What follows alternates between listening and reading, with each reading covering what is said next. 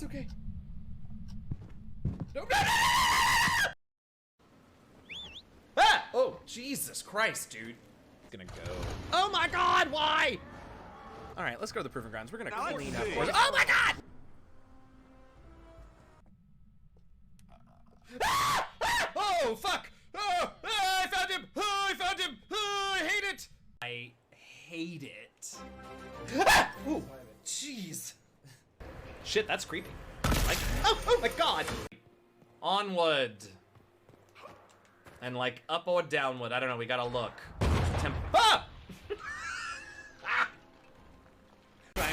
Thanks for stopping by. Ah! Ah! Ah!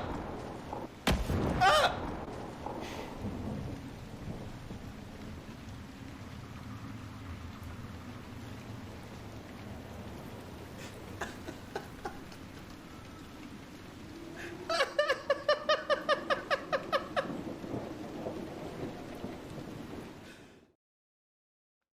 Hello, welcome everybody. Happy Thursday. Yes, Thursday.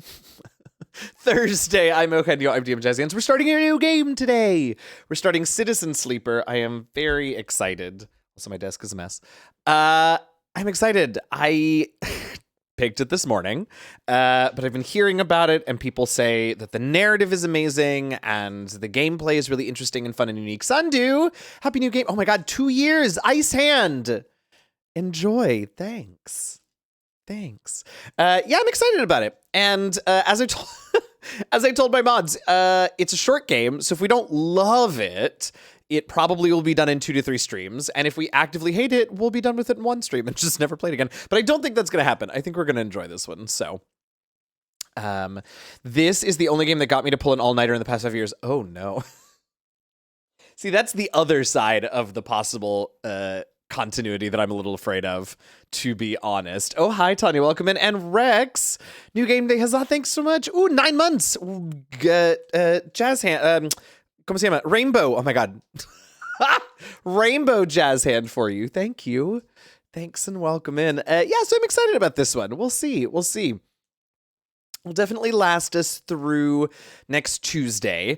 And then next Thursday is going to be a little weird. Ah, Kosim. Ooh, that's a year. Ooh, you got the void hand. We got a bunch of anniversaries today, or badge anniversaries today. Thank you all. And thank you for that. And thank you for the hype train. Y'all, we've been online for what? 6 minutes? 9, I guess.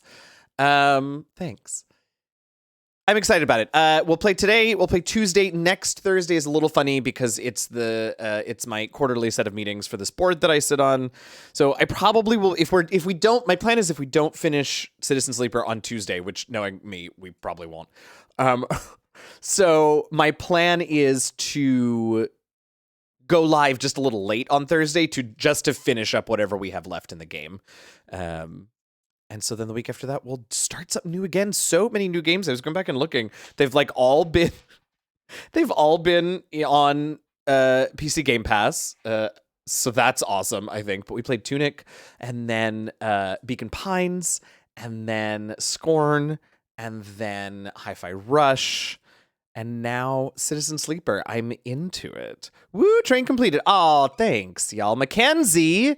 11 months. Ooh, one more for the void hand. Thank you. Welcome in, Mackenzie. Thank you so much. I appreciate you. Was One Piece Odyssey an option? I don't know what that is, so I'm not going to say it's not an option, but it has not been on my radar. I need to get back to it. I'm excited. It seems interesting.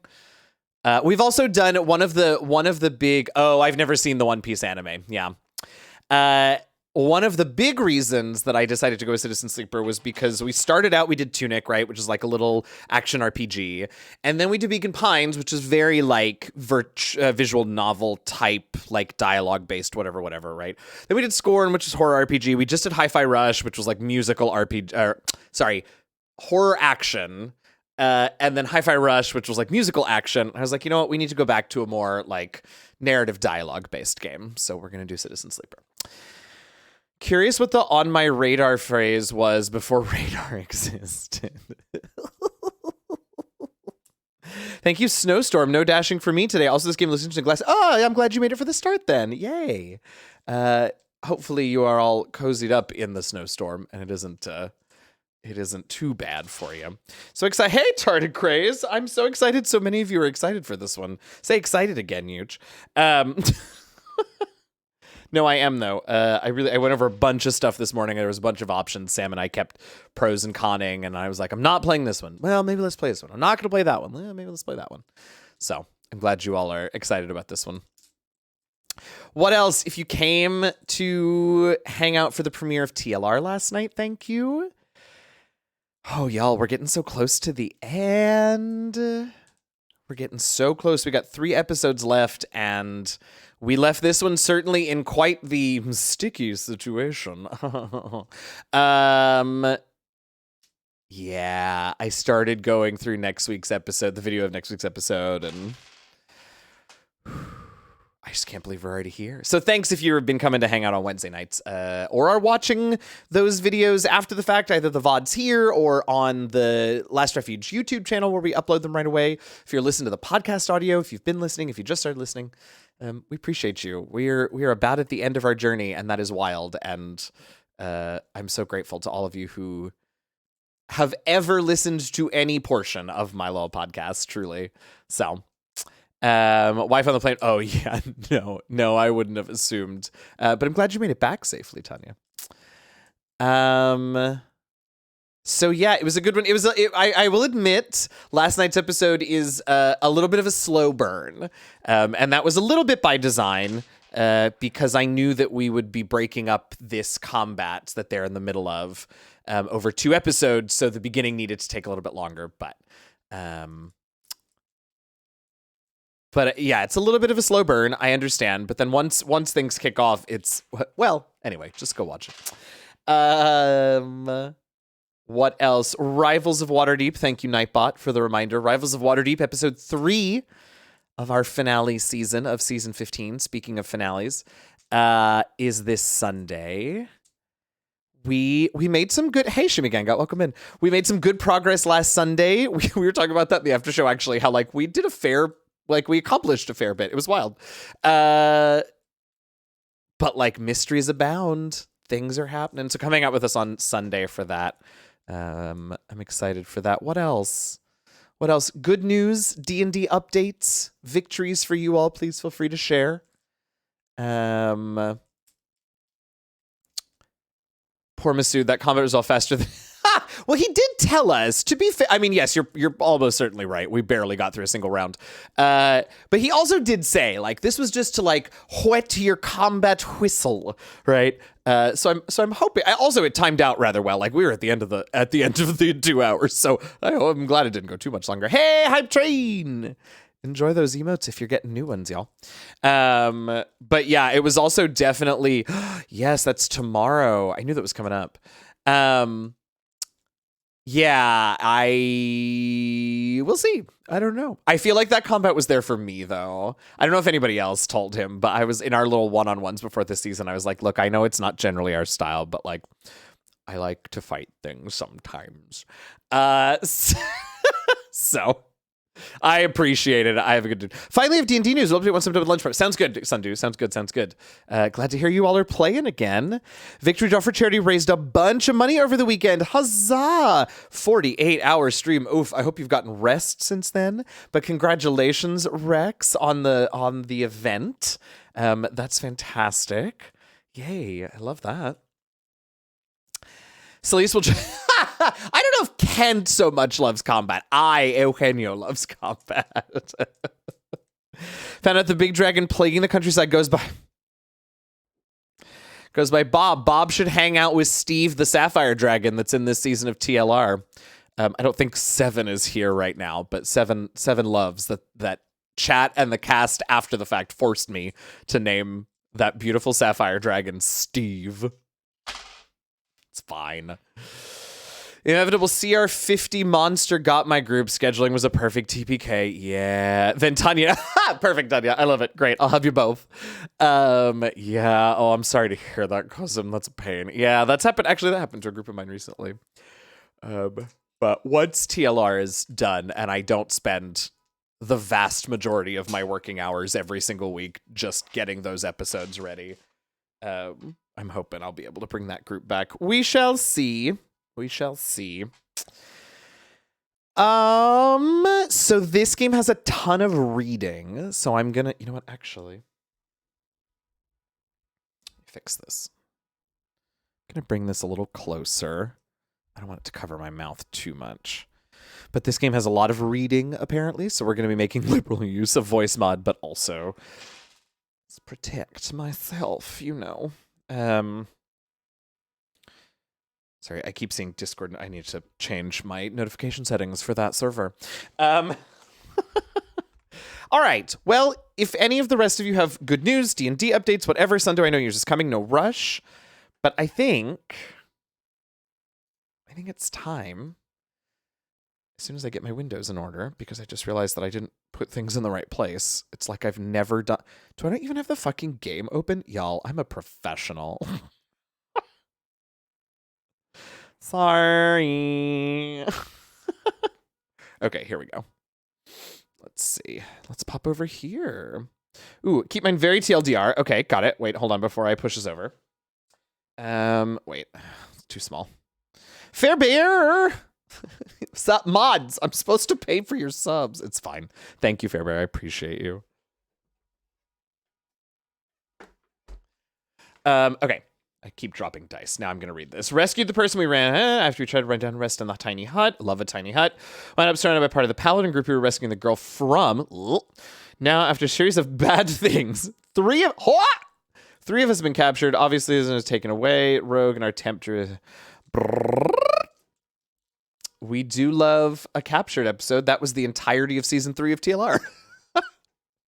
Like the whole thing. All of it. Tense and emotional in both. Well, take some time for you so that you can separate the two again and continue enjoying the game. Because that's what you don't want to happen, right? You don't want it to be.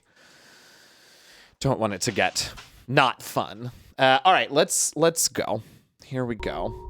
So I'm down here today because I took a look at some other streamers and I kind of have a sense. There's no great spot, I have to tell you, for me to put my camera box.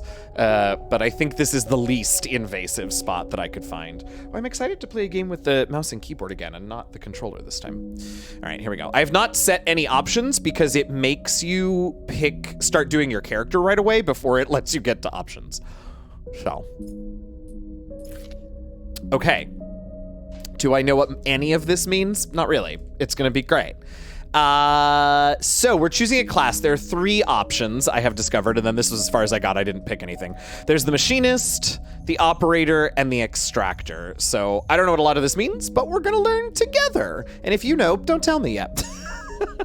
All right, so the machinist. A machinist repairs and modifies automated systems used in industrial resource extraction, okay? Sleepers assigned to machinist work are usually diligent, careful, and structured people. Maybe. Perk, efficient extractor. Oh, I'm gonna have a hard time with that word. Chance to gain random scrap item on engineer actions. Okay. Again, don't really know what that means. +1 to engineer, which is work with machines and physical tools. -1 to engage, which is to approach a problem head on, which I do think is kind of funny. Okay, so the machinist is a definite maybe. Operator. An operator works with drones and high-precision remote machines to perform complex tasks from a distance. Sleepers assigned to operator work are usually cerebral and precise people. Oh, I like this one. Perk, transfer intercept, chance to gain cryo on interface actions. Not a clue what that means, but okay. We get +1 to interface, so that's good. Work with digital interfaces, and -1 to endure, to use strength or strength of will. Okay. And then last but not least, or maybe least, I don't know, the extractor. Extractors work on resource extraction, often in hard vacuum environments. Sleepers assigned to extractor work. Oh, it's weird that they didn't capitalize extractor here. Because they did in the other 2, are often confident, self-sufficient, and have a high level of endurance. Perk, photosynthetic skin, sunbathe dice action allows energy recovery at home. Okay. +1 to endure, so the opposite of the operator, and -1 to intuit, to approach problems with awareness. Okay, I think we're gonna go with the operator. I like, mostly for the skills, I like Actually, mostly for the negative skill. I don't like that Intuit and Engage are negative on the other two. So, guess we're gonna play an operator. Here we go. Oop, the game is loud. Loud game is loud. I would love to get some options here soon so I can adjust that. The first thing you become aware of... Hold on. It's really loud. I'm just going to turn down an OBS. Okay. The first thing you become aware of on waking is the disconnect. The delay between thinking and feeling. Between wanting to act and acting. Minor. Almost imperceptible. But always present.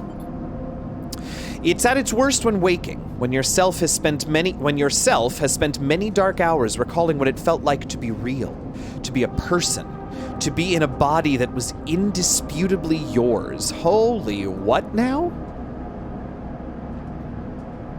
I want to think of my body. A leap into a cold lake on a hot day. The sting of blood welling from a fresh wound. The friction of a fingertip. All of a sudden, the memories are closer than you thought, blurring as you approach, until you can't tell one from the other. Hey, Fluffy and Steph, welcome in, y'all. The cold slips in behind and around you, and the sensations fade out of reach. Perhaps you should be thankful for the dulled nature of this new body, given your current circumstances.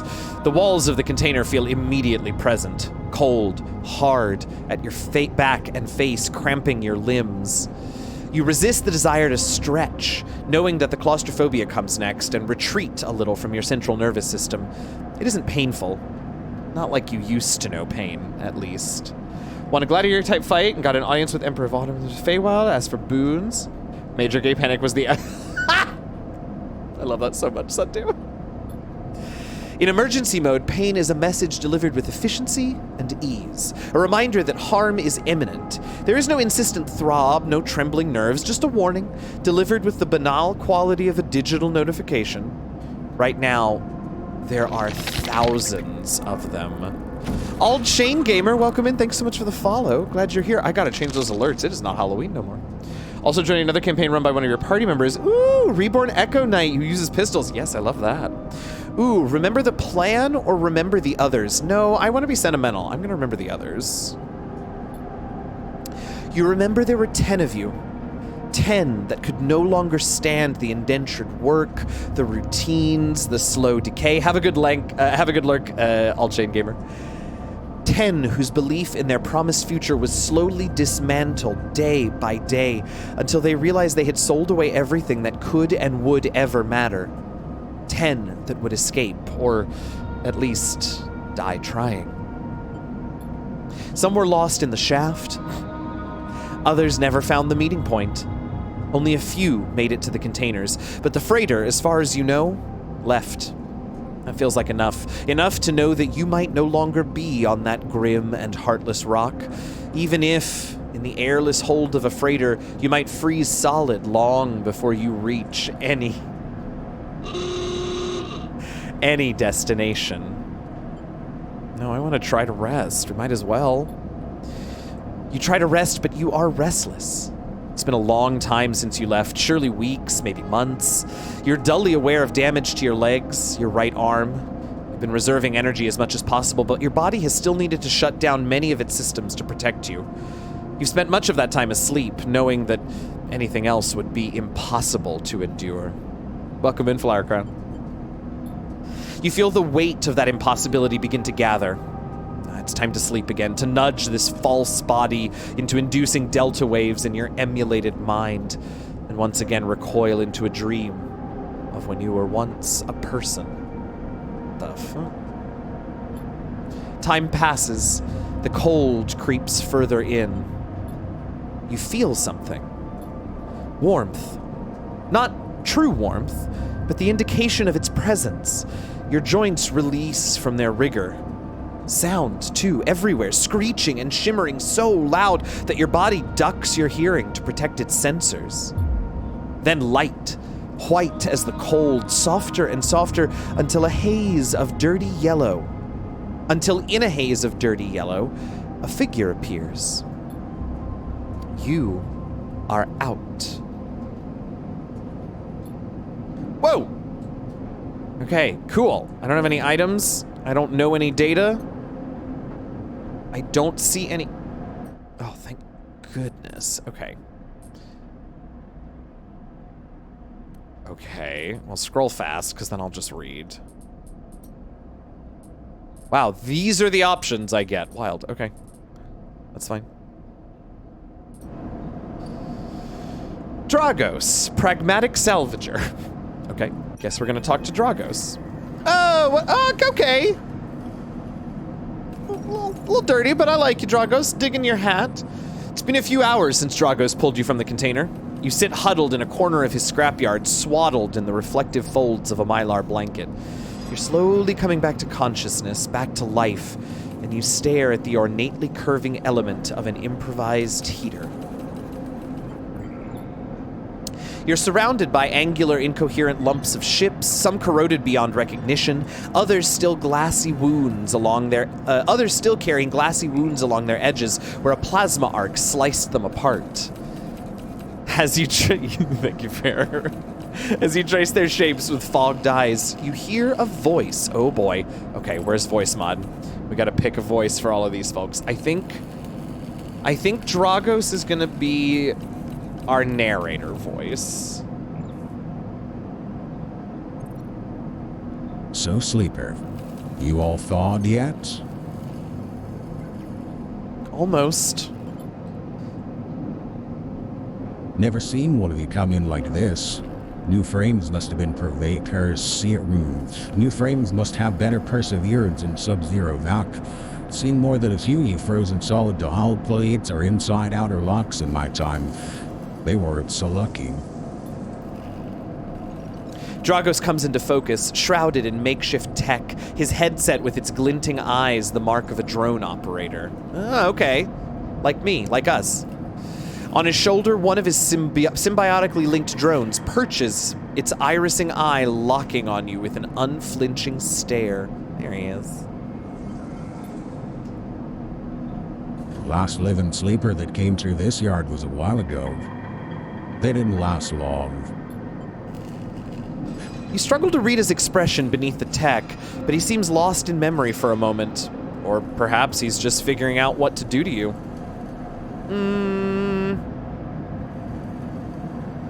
I plan to survive. You aren't sure if he hears you. I won't ask what led you to it. Sell yourself to a corporation? Then I suppose you know you can't go back. Your old body, that's theirs now, and you're just software. A rogue emulation illegally possessing corporate property. Jeez Pete's. You nod along. You remember biometrically signing the forms, the cold floor on your feet as you padded to the sleeper cells. But the promise of a life off-world. But as you do, you get the now familiar sensation that these aren't your memories. These are things you know, but not things you feel. You're no longer that person. You are an offshoot. A copy. What you won't know is what's ahead. At least the last one didn't. There's no easy way to put it. That body of yours is falling apart. It's the same for any sleeper who makes it out. SNARP wants to protect their property, but if they can't keep hold of you, well, then no one can. You remember that too, or at least rumors of it from the other sleepers. Planned obsolescence, a built-in dependence on the regularly administered supplements that were part of your routine. Stop taking them, your body begins to shut down, separate from your emulated mind. How long has it been? How long do you have? But for now, Sleeper, you are one of the lucky ones. Dragos glances up and away towards the glassy dome of the yard. The eye is the best place you could be right now. Well, obviously I'm gonna ask him about the eye. What you talking about, Willis? The station. That you'll see soon enough. Dragos impatiently shifts his weight. Look, I've got things to be getting on with. He trails off. There's an old freight container I've been using to storage over the stacks. We haven't been pulling in much valuable scrap these days, so you're welcome to it. Something wells up inside of you. Emotion, fatigue. You shakily get to your feet and nod. All right, you head on up there. You look like you need some rest. And with that, Dragos stalks back into the Rex, his drones already converging on a rusting hulk, plasma flashes silhouetting his spindly figure as he returns to work. What the fuck is going on? Need tea. What the shit? Excuse me. Slurping in y'all's ears, sorry. Welcome to Erlin's Eye. Life on the Eye runs in cycles, during which you can talk to characters, explore areas of the station, and perform actions. At the end of each cycle, you need to head to your current home to rest. Resting will move time forward on the station. Head to the empty container location and rest and end the cycle now. All right. You're home, for now. All right, well, we don't have shit. All cycles need to end. Rest and prepare for the next one. Let's end the cycle.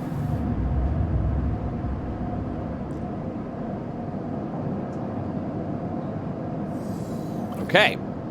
Container. You wake, curled in the corner of the container, and begin slowly assembling the world around you. After all this time, you still find this body, the one you wake in now, strange and disjointed. Its message is readable, but somehow wrong. You sit up, pulling the mylar blanket close against the cold. Hey, Keemsy. Welcome in. I don't know how you nailed the name of this greeting, but the nice thing about text is that it doesn't matter, so Citizen Sleeper! Welcome in. I'm so happy you're here. Here you are on this ruined station, millions of miles from anyone you know. Are you still in the system? Did any of the others make it out? It's impossible to know. After all this, what matters? Escape? Getting answers? No. Building a life. I'm sorry you're here. Oh, no, Keepsy. No, that's not what I said.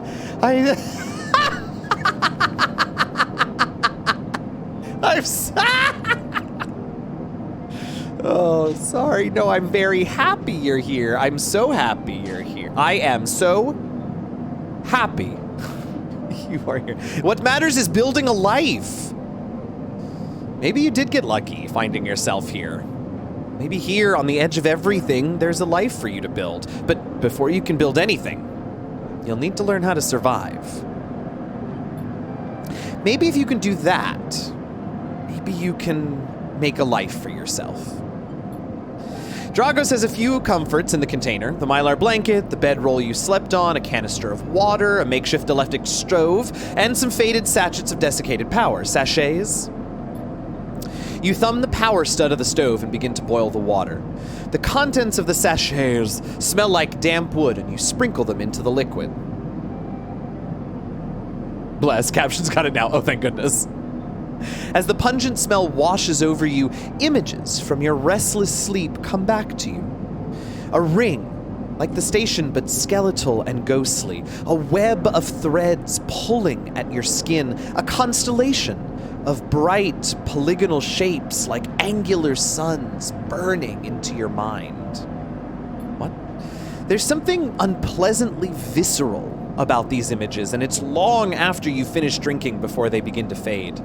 You tidy away the stove as best you can and try to gather enough energy to greet the day. Okay. Pretty mediocre looking roll to me, but okay. Tutorial, condition, action, and energy dice. Your condition represents the current state of your artificial body. It depletes by one segment each cycle, ruh-roh, but can also be damaged by violence, injury, or lack of food. Awesome. If your condition bar empties, you will suffer a breakdown. You'll have to figure out how to recover your condition now that you no longer have access to corporate pharmaceuticals that were keeping you alive. Cool. Action dice. At the start of each cycle, you roll your action dice. These dice can be used to perform actions on the station. The number of dice rolled is based on your current condition. The worse your condition, the fewer dice you have. Once you have used your dice, you cannot take any further actions and must rest to recover them, ending the current cycle. Okay. Energy. You also need to eat to survive. It seems like that's a bit of a flaw in the whole we're a robot, right? We're synthetic. Hey, Dan, welcome in. We are just in time. We are just learning the mechanics of the game. Welcome in. So far, we have learned that we are an emulation of a real human's consciousness downloaded into a robot body that escaped corporate indentured servitude. So welcome to the game. You also need to eat to survive. This is represented by your energy bar. You can refill your energy bar by eating, but first you'll have to find somewhere to get food. Well, yeah, that's generally how it works. There is not. Yes, correct. And I looked all over the place. Fluffy, I'm responding to mod chat. I looked all over the place and couldn't find anything other than, like, adult language and violence, which I don't feel the need to put into a content warning. So I relate to the artificially. I love that. Your energy depletes. Wait a minute. You have to find somewhere to get food. Your energy depletes by 2 segments each cycle. That's a lot. If it becomes empty, you will be starving. When starving, energy loss becomes condition loss, and your condition will also deplete at double the rate per cycle. Okay, this is fascinating. This feels very much like board game mechanics. I fidget with a handful of dice and I drop them constantly. So when you all see me do that, that's what happens.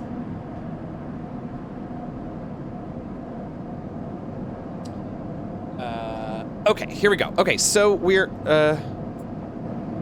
oh, I guess we're in the container. So we gotta leave the container, right? Okay.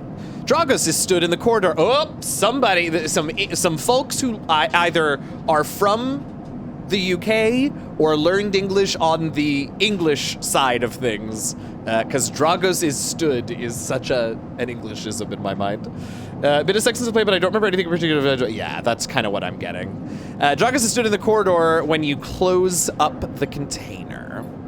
He's still wearing his headset, and in the harsh light of the corridor, you realize it's implanted. A drone sits on his shoulder, its cache of sensor eyes rapidly irising. How are you feeling?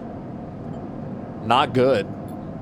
The drone chirps. Dragos nods. You notice that beneath the operator's rigs, his skin is marked by burns and blotches. I know the container isn't much, but it'll keep you safe. So, I'm not gonna chit-chat too long. You well enough to work? It feels a little disingenuous to ask work, so I might as well say, sure. All right, then. At the yard, it's simple stuff. We hack these old hulls down, sell them off to the shipyards or the bright market dealers for cryo. Occasionally, we pull out some tech, something with a bit more value, but most of what comes in is scrap. It's hard to find good hands here, but I figure as a sleeper, you'll be used to the manual labor, and obviously also pay a few chits a commission based on what you turn up. We should definitely ask about chits. That is a word I don't know yet in this. These. He pulls out a handful of small metal bars. Air-walled cryo, isolated from the market. It's what we use for trade out here. He stuffs them back in a pocket. Interesting. Great gum brand. He shuffles his feet nervously. Look, I wouldn't usually do this. In my opinion, you'd be best suited moving on as quick as you can, and sleepers, well... But things being the way that they are for me at the yard, I need the help. Ooh, do we ask him why, or do we just...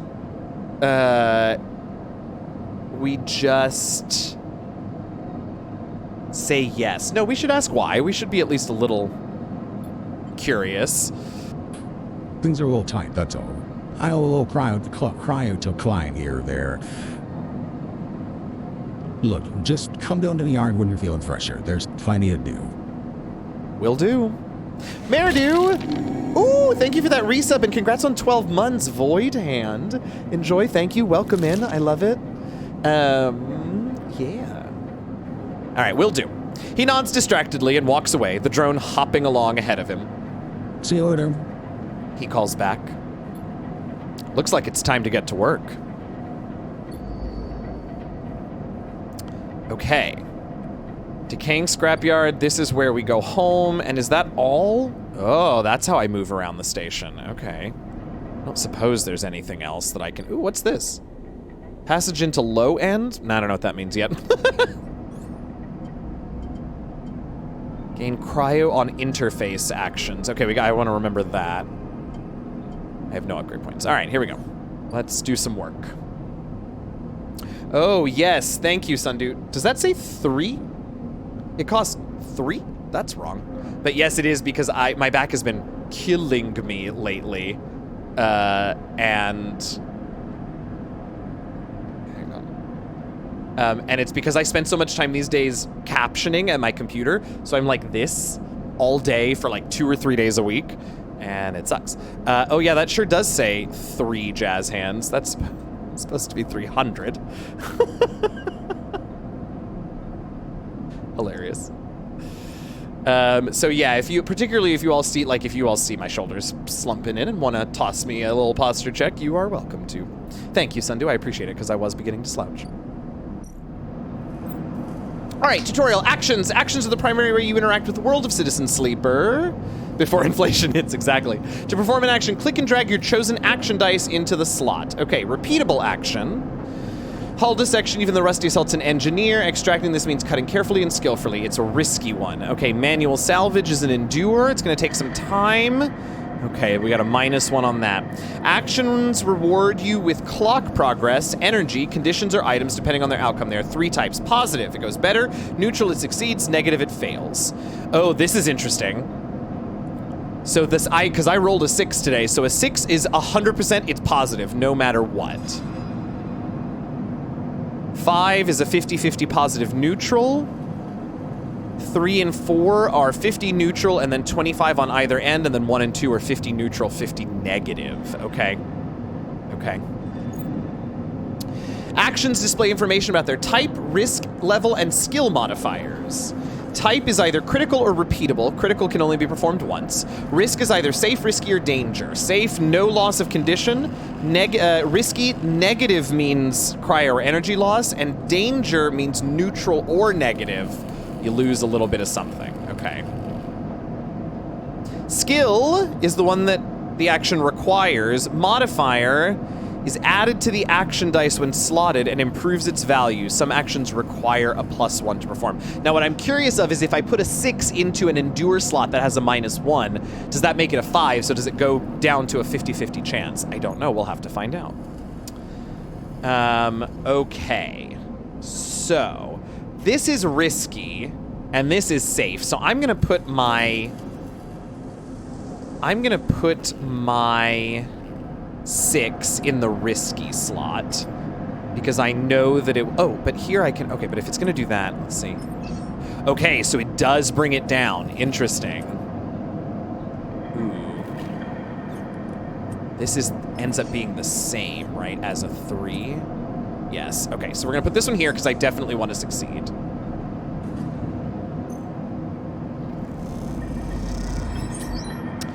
Okay, actions. As actions often progress, clocks are displayed below the actions that fill them, and they track your actions and how they affect the world. Filling a clock means something good or bad is about to happen. Some clocks, such as one tracking Dragos' debt, are cycle clocks. These clocks tick themselves once each cycle and can complete without player input. Ruh-roh. Active cycle clocks will be displayed. Okay. Dragos is tied up in something ugly. If he misses a payment or 2, things get nasty. Got it. And I assume this is a negative thing that will happen when it fills up. Back in business, every salvager know they're just one lucky haul away from their next payday. Okay. +15 cryo. We love that. Now, I definitely want...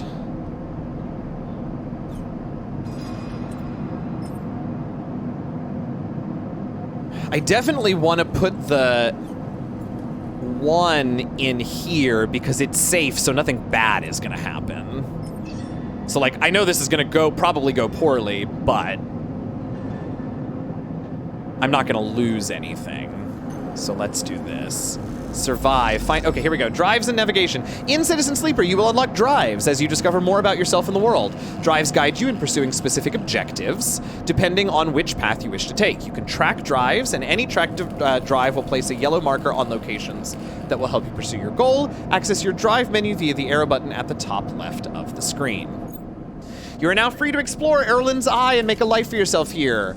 Try tracking a drive to help you survive, look for food to keep your energy up and a way to recover condition, fill clocks to progress stories and fill new opportunities. Remember to end cycle at your home when you're out of dice. Using the mouse wheel or WS to scroll along, rotate the view with A and D. Good luck. Okay, we got a neutral outcome, so that could have gone worse, actually. I'm into that.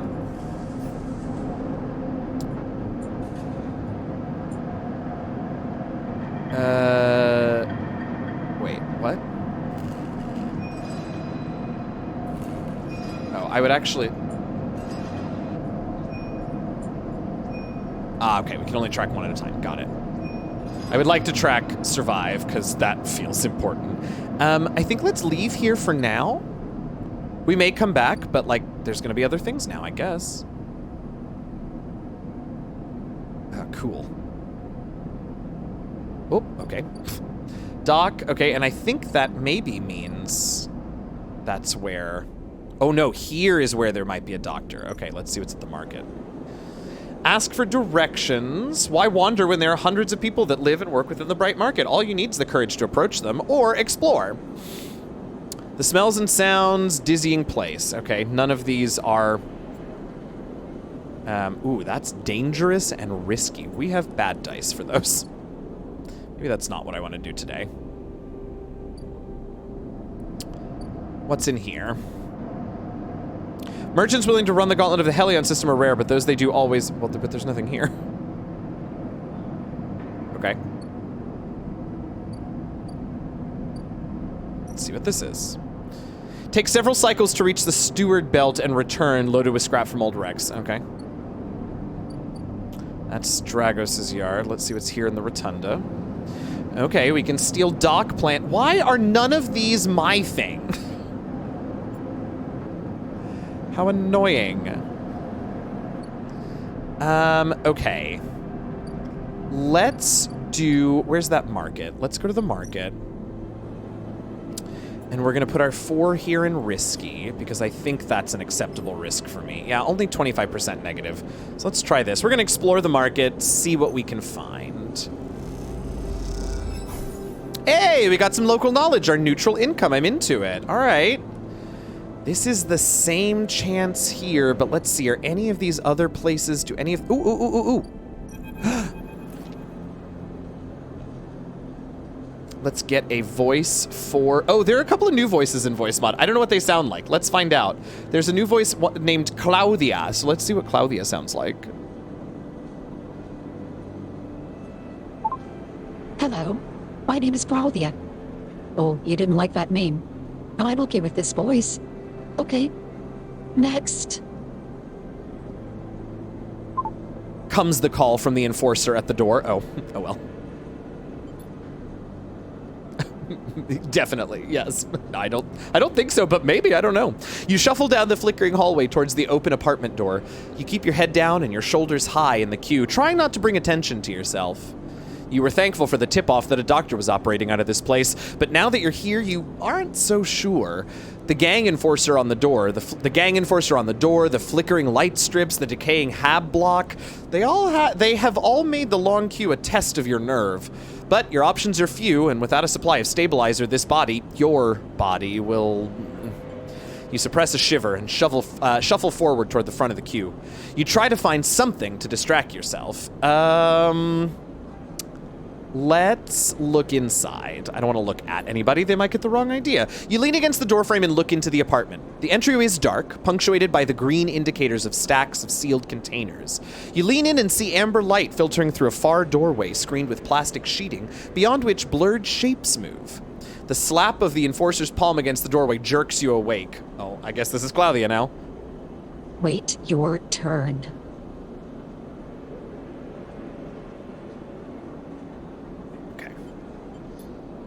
After a few moments, a figure pushes through the doorway, and you catch a distant voice, and it's going to be the same voice because I meant to give this voice to the doctor. Send the next one in, Toshiro. Toshiro. The enforcer jerks his head and you slip inside, passing through the dark entryway and pushing through the plastic sheeting on the far door. The room beyond is bathed in a warm light. A floor-to-ceiling transparent panel gives a full view of the black market's sealed roof and the buzzing traffic above, and for a moment, you're transfixed by the motion. Come. Sit. calls a sharp voice, and you see a silhouetted figure turned away, replacing the plastic sheeting over the frame of a simple folding bed. You make your way across the room. I'm super into this character design. The figure turns, and as they do, you see an expression of confusion flash across their features. They open their mouth as if to speak, they blink, and then they quickly regain their composure. Please, sit. They gesture to the bed, then turn to an open case of tools on the table. You sit. Sabine turns, a compact diagnostic scanner in some kind of hand. They hold it to their eye. Remain still, please. Their tone is clipped and businesslike. You stare ahead, still dazed from their expression when you first entered. Fear, recognition, sadness, unmistakably etched across their face. How long have you been on the station? They ask, the scanner still to their eye. A few cycles now. They nod. It's good you came to me. They set the diagnostic scanner on the table. I'm going to start by assuming you don't know anything. Okay, Sabine. They take your arm and roll up your sleeve, inspecting your synthetic skin. Your body is dying. They say it without ceremony, without drama, but not without empathy. Oh, I should try that again then. Your body is dying. Oh, you're not going to get the empathy through this voice mod. You know what? Maybe we're not going to use voice mod so much. I want to be able to act this, because this is clearly a meaty novel that we have written here. So, you know. So I guess we're just using accents and voices. Essen Arp doesn't like to see its proprietary technology let loose. No, I don't like this voice for her. What's her voice?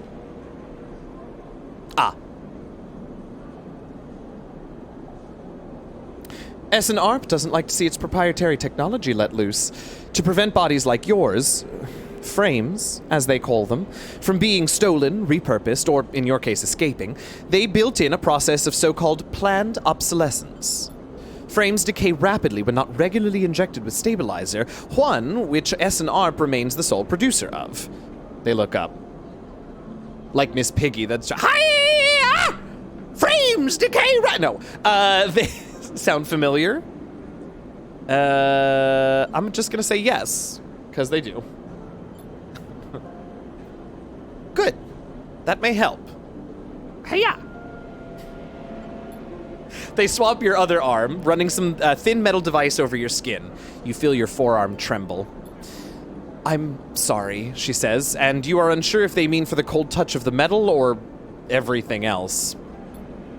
Emulations like you, sleepers, as most people know, you aren't classified as people in any of the surrogate systems. You have no rights, no status.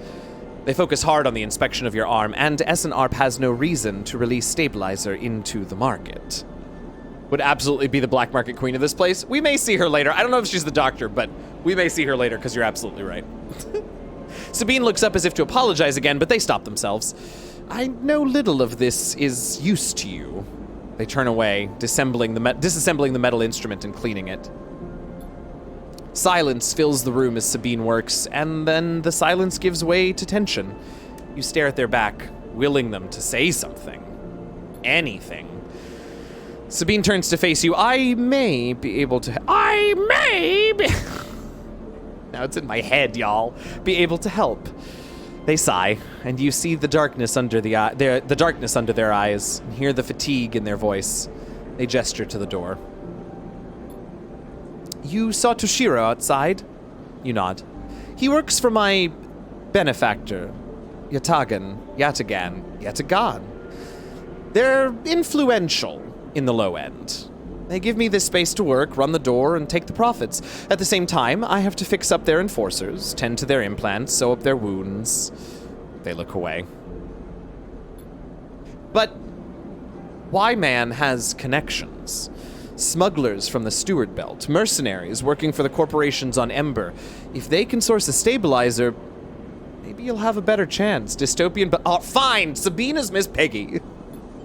Sabine sets down their slate. I don't do a very good Miss Piggy, but that's on you all. Sabine sets down their slate, their notes complete. This is dangerous, and it'll be expensive. But I think we can do it.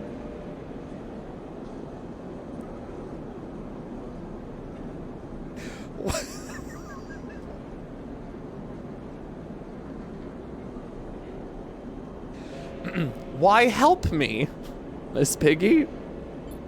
Sabine walks away to the window, their face dappled by the shadows of passing drones. Let's just see if this works first. I'll let you know when I have a lead. You nod and leave. Sabine staring out, unmoving. When you reach the lower level of the market, you look back up through the panels of the roof to see if you can see their face, but the room looks dark against the lights of the market. You duck your head and walk into the crowd. Okay, so we got a timer going here. Looks like it'll go on its own. Okay. I guess we might as well work on repaying Dragos in the meantime. And we've got one more of these, so we can... Oh, man.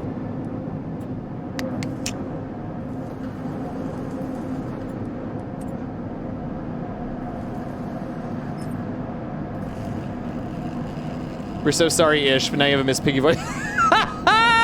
Yeah, I like that. Let's try this. Okay, great. Positive outcome. Ooh, 25% chance, and we got a positive outcome. I'm into that. All right. We have no more dice. Unfortunately, I think we're going to be starving after today, which is bad, but not much I can do about it, I don't think.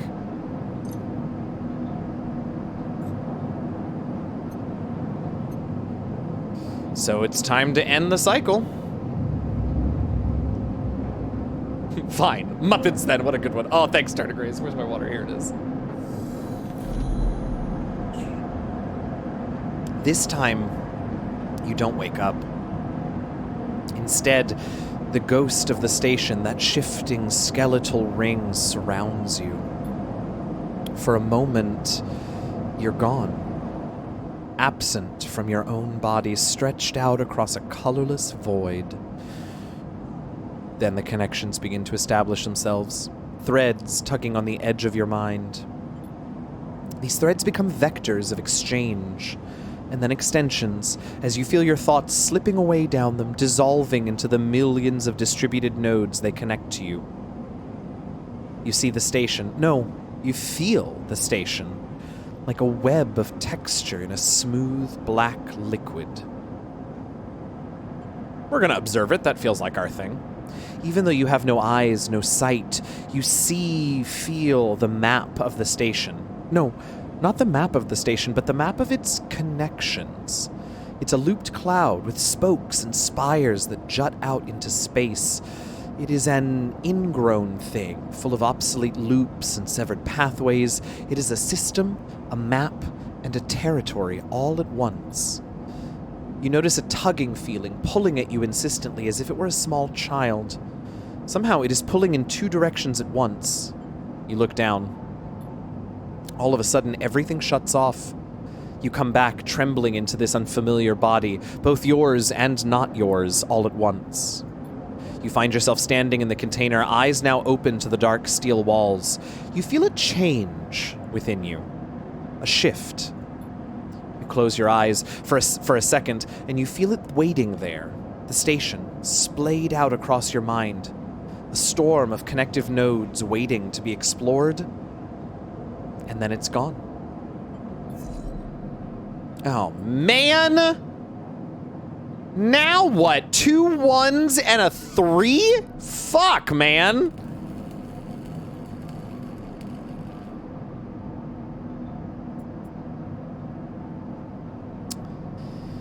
All right. What's happening here? Oh, nothing. We're waiting for something to come back, I guess. Same thing here. Yeah, waiting for something to come back. Okay. What's in the rotunda? Okay, we do have a couple of things here, but they're risky and dangerous, and our rolls are shit. This is getting to know the rotunda doesn't mean new places to visit. It means keeping your eye on new arrivals. Havanage run the rotunda, and their security watches the docks. Better to avoid attracting attention. Ooh, if we get on the... Okay, if bad things happen, we get on their watch list. Hi, Orc Princess. Welcome in. We've all had days like this. Yeah, truly. Okay, this also looks just like one that I gotta wait out, so that's fine. Yeah, the market is rough too, though. Although, you know what? We're gonna do this here because I need to hopefully find something to eat eventually. So let's try it. I hope we haven't gotten a -1 yet, and I think we're about to. Yep. Oh, great. Yeah, let's lose energy. That's what I can afford to do right now. Ugh, okay, I want to do at least one of these safe activities here because it can't reduce it past a 1. It's going to be what it is, hopefully. Come on, 50-50, be nice. Okay, +5 cryo, but I can't fucking spend the cryo on anything. This is bad, y'all. Miss Piggy Tomato. Ooh, what's this? The shipyard. God.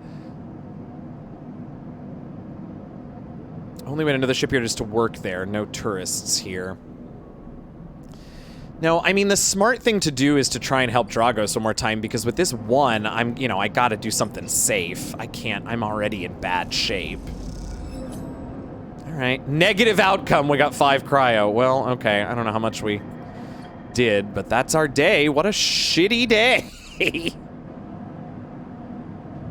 We're still starving, so we're still gonna lose twice as much of our energy or stamina or whatever it's called. New game, yes, it is a new game, our princess. Sorry, I missed it. So basically, we are an emulation of a human mind that has been uploaded to a synthetic body that was stuck in indentured servitude to a corporation. This body, which has an emulation of an original human mind, escaped the corporation's indentured servitude and is now here dying. And we have to survive. Day 3, or cycle 3, again, the skeletal ring of the station fills your mind. It sparkles with glittering lights like stars reflected in a winter lake. It is clearer, crisper than before. The threads still pull, but you remain in place, flickering in the flow. Between the threads, you see bright shapes, caches of shimmering light between caches of shimmering light beneath transparent crystal form. You follow the path of threads across the ring through these forms, then leap off into the void. You begin to understand these are nodes and connections, a map of information, of communication. There are so many layers, so many loops that it seems almost impossible to parse, but you begin to try. My instinct is to focus on the nodes, where the things are connected, and then from there we can understand the connections. The nodes are glassy, bright, but in all this flow, the only solid and fixed points. You approach one, a pyramid or a triangle, dimensions are difficult here, and lean close to it. Inside, the shifting layers conceal a tangle of threads, a meeting point of exchange, but before you can glimpse any further, the glass clouds and hardens, cutting you off. The threads and nodes, passages and puzzle boxes, one leads to another. There is so much here, so many answers, so many questions. All you need to do is follow the paths and open the boxes. You look out across this ghost landscape of exchange and see an opportunity. But then that insistent tugging again, pulling at you. You look down again and see 2 lines, 2 threads pulling in different directions, as if they were tied around you. Let's look at the first. The first thread leads out, away from the station, into the inky black. Someone out there is tracking you, hunting you, following the thread to you. They are a ship, and the ship is approaching ever closer with each cycle. The second thread leads in, pulling deep into the station. Your gaze follows it, and this time you see something, a sphere, shimmering above a strange angular body. A pulse shoots out from it, passing over you like a torch beam. Testing you. Tasting you. What? You open your eyes. Time is short. Yeah, no shit. Oh, God. Oh, God, we got a new cycle clock. Ooh, but we got a 5, so that's good. Tutorial, the cloud. Something has changed within you. Something is not the same. You're through with playing by the rules of corporate hellscape's game. All right, you can now access the data cloud of the Eye, a network of decaying protocols and data caches. While there, you can use dice and items to access systems and extract data. Be careful, these networks are old and strange. Click the I button at the top of the screen to toggle this view on and off. Okay. Ooh, we're auto-saving. That's exciting. I don't... What eye? What are you talking about? Oh, there it is. Cool! Wait a minute. This is fucking cool.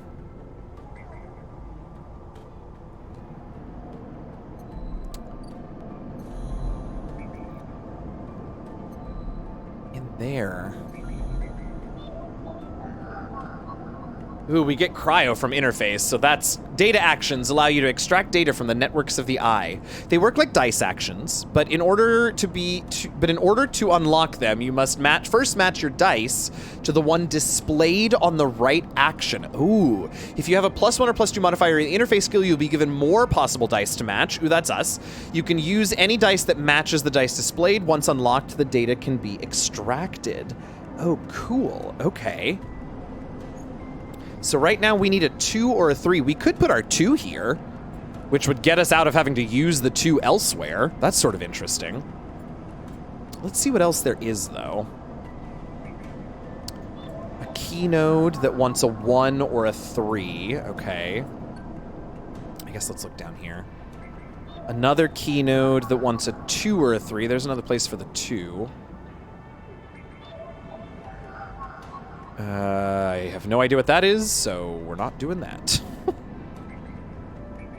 Wait a minute. That's the Haven agent. Okay. Nope, we need data for that, it looks like. Here's a key node. You know what? Let's just start with the one closest to us. Oh, unless... Wait a minute. Oh, I wonder if maybe the Yatagan agent, because that's the one the doctor's working with. Oh, but it needs a 1. Okay, yeah, let's do that first one. Let's do this one.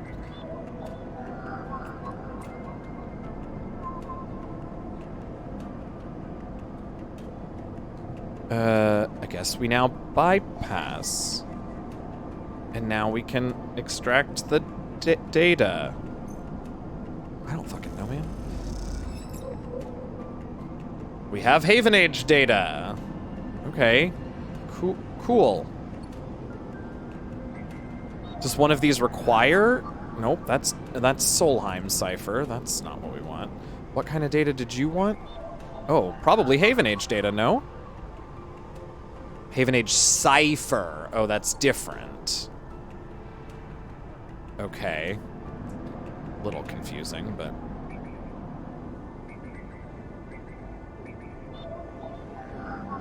Okay.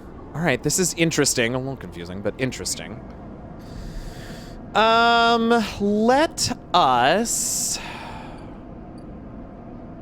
We have this 5, which is, I think, like a 50-50 positive neutral. So we should probably do that in the dangerous... One of the dangerous ones, like maybe here in the market.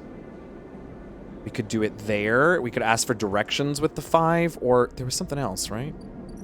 Something in the rotunda, maybe? Oh, yeah. I kind of feel like I want to finish the market, so let's do the market.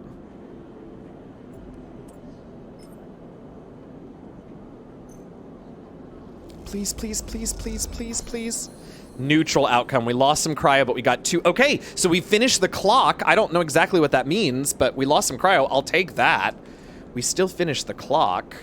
A man corners you with endless stories about the eye. He asks for a donation, and desperate to escape, you hand him some cryo. That's really funny. Okay, so now what happens, though? New drive discovered. Build a ship mine. You've heard talk of a fabricator owner by the Ort Exchange. And with that and a few fragments, you could build a shipment core. All right, well, let's have a look at that. Oh, here.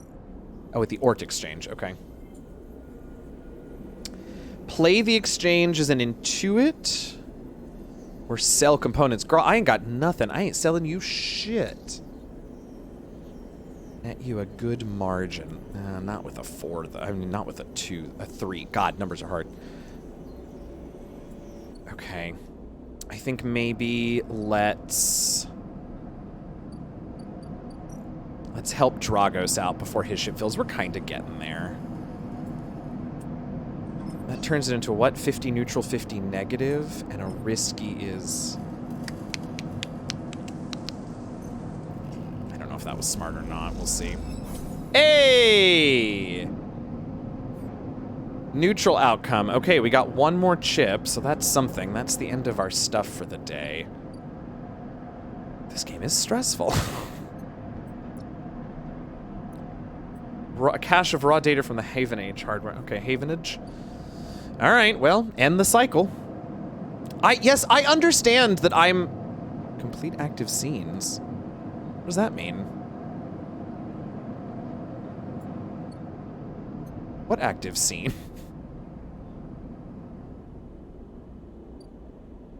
Oh my god, a street food vendor. Oh, this active scene. Food, thank god. Emphis. Love that name. Emphis is busy, his broad face uplit by the makeshift gas burner in front of him. With precise, delicate movements, he lays thick chunks of marinated fungus into a dented wok, his other hand idly tossing a metal bowl of sliced vegetables and some red-flecked dressing. The smell is incredible.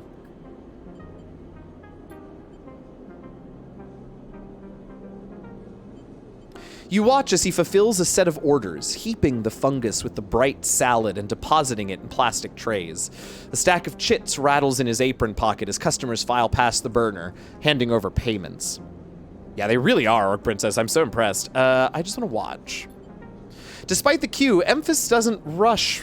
He dresses each portion individually, squeezing precise slugs of liquid from an assortment of bottles into the bowl of torn leaves and bright slices before tossing them loosely together. Occasionally, a waiting customer might mutter something about efficiency, but Emphis remains steady in his process. After a while, the queue fades back into the crowd, and Emphis sets down his metal bowl and looks up across the burner to see you watching him. I can see your eyes burning a hole in my bowl. Free sample?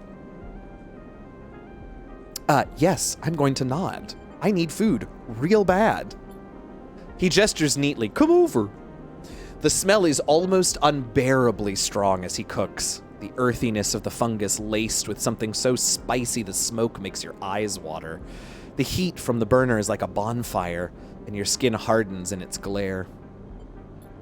I know you. You sleepers. Emphis says while he cooks, his voice deep but clear. Exactly, Fluffy. A hard life. A lot of stories. He glances up from beneath his cap with piercing eyes. I know.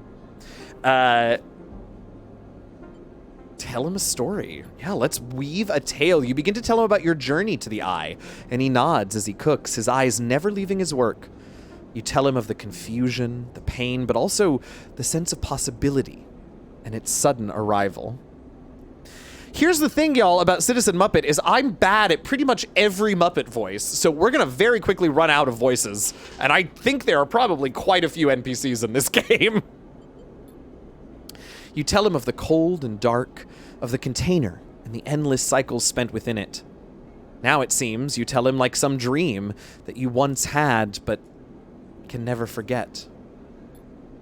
You tell him that the Eye excites you and scares you, and you're unsure where to walk, where to look, what to do. Eventually, you trail off, running out of words. He places a plastic tray of steaming fungus in your hand. Well, next time we can talk some more. He smiles, but next time you pay.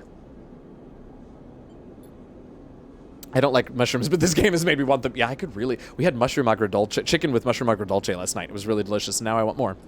He slams a heavy hand on a button of the burner side and shuts it off. The roar of the flame and its impressive heat fades. Next time, then, sleeper. Me too, Orc Princess. He waves you away and begins to oil the wok. Before you turn back to the alley, you notice the geometric patterns of circular scars across his forearms. Oh yeah, you can see him here. Each surrounded with a constellation of glinting pin marks. You walk away, and as you do, you take a bite of the rich, spicy, delicately sweet fungus. Your taste sensors light up like a fusion reactor. You'll be back. Oh, thank God, we found some food. Oh, we're not starving anymore. Blessings upon us. Okay, what's our new drive? Get to know Emphis. Yeah, I'm into that. Loves two things, stories and food. Maybe if you supply him with both, you can hear his story. Oh, I would like that. I assume we can't do anything else here now. Emphasis, oh, we'll get it tomorrow. Doesn't trust people easy, but there's no... Yeah, we'll get it tomorrow. Because we're fine. As long as we're not starving, we're okay on food. I know, I'm hungry too. I think Sam's gonna make me a break sandwich, so 45 minutes and I get to have a lovely little sandwich. All right, let's leave here for now. That's fine. Are we out of dice? We are out of dice. Oh, and I can't actually buy anything from here yet. Okay. Why is that flashing? Ooh, that's expensive, and I'm not paying it right now because I can't. So, goodbye. Okay. I guess we're chilling at home then.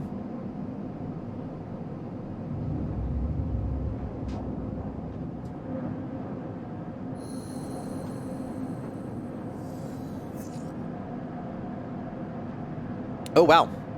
Oh, God, we're declining now. Before we were fading, now we're declining. We only have 2 dice, y'all. This is a nightmare. As you close up, a voice echoes down the corridor towards you. I have no idea who this is, so, Hey, sleeper! Wait up! Nope.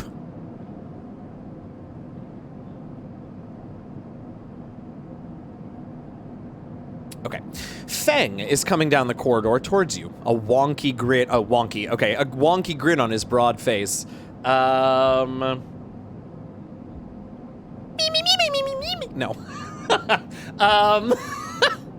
Muppet. Elmo! Hi! Glad I caught you! You all asked for this. I don't know what to tell you. Do I know you? He grins. You do now! He puts a hand on your arm. I've seen you, What's his name? Feng. Feng has seen you hanging around. Just want to chat. You staying in that thing? He nods back to the container, shaking his head. Rough. It can be hard to get a start on the eye. He looks away down the passage. What was it old Erland said? The eye opens for us all. Nice idea, but, well, not always practical. He glances back at you. Feng does one's best, but it isn't easy.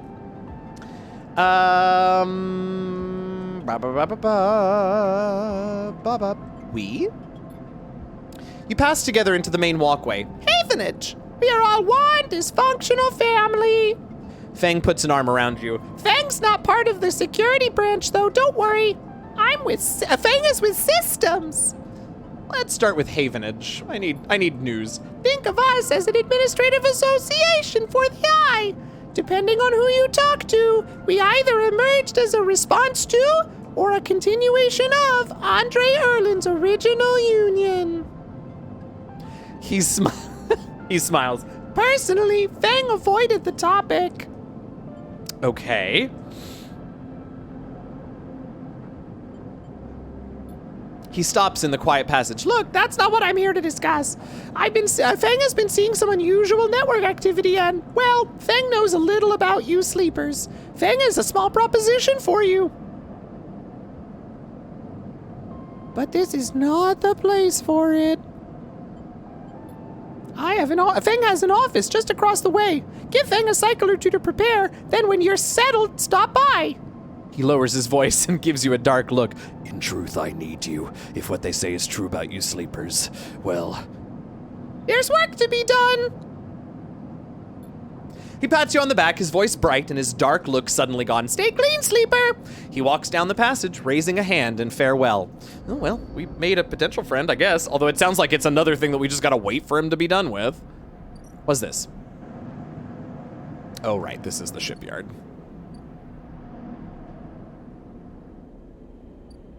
Ooh, looks like the dock might be ready. The first thing you see on entering is the glint of Toshiro's implants, like a cat's eyes in the dark of the corridor. He nods you in as you arrive at Sabine's door. The entryway is still dark, and you push through the sheeting into the surgery. I have it! Sabine stands with a case open in front of them, a set of vials lined up inside, separated by foam inserts. They pick one up, rotating it in the warm light. I have no idea how yet again. They trail off. We should treat this with caution. It looks authentic, but I have no idea if it really is what it appears to be. I'm the test case? That seems to be the case. Unfortunately, I'm not sure we have another choice. Hi-ya! They gesture for you to sit on the bed.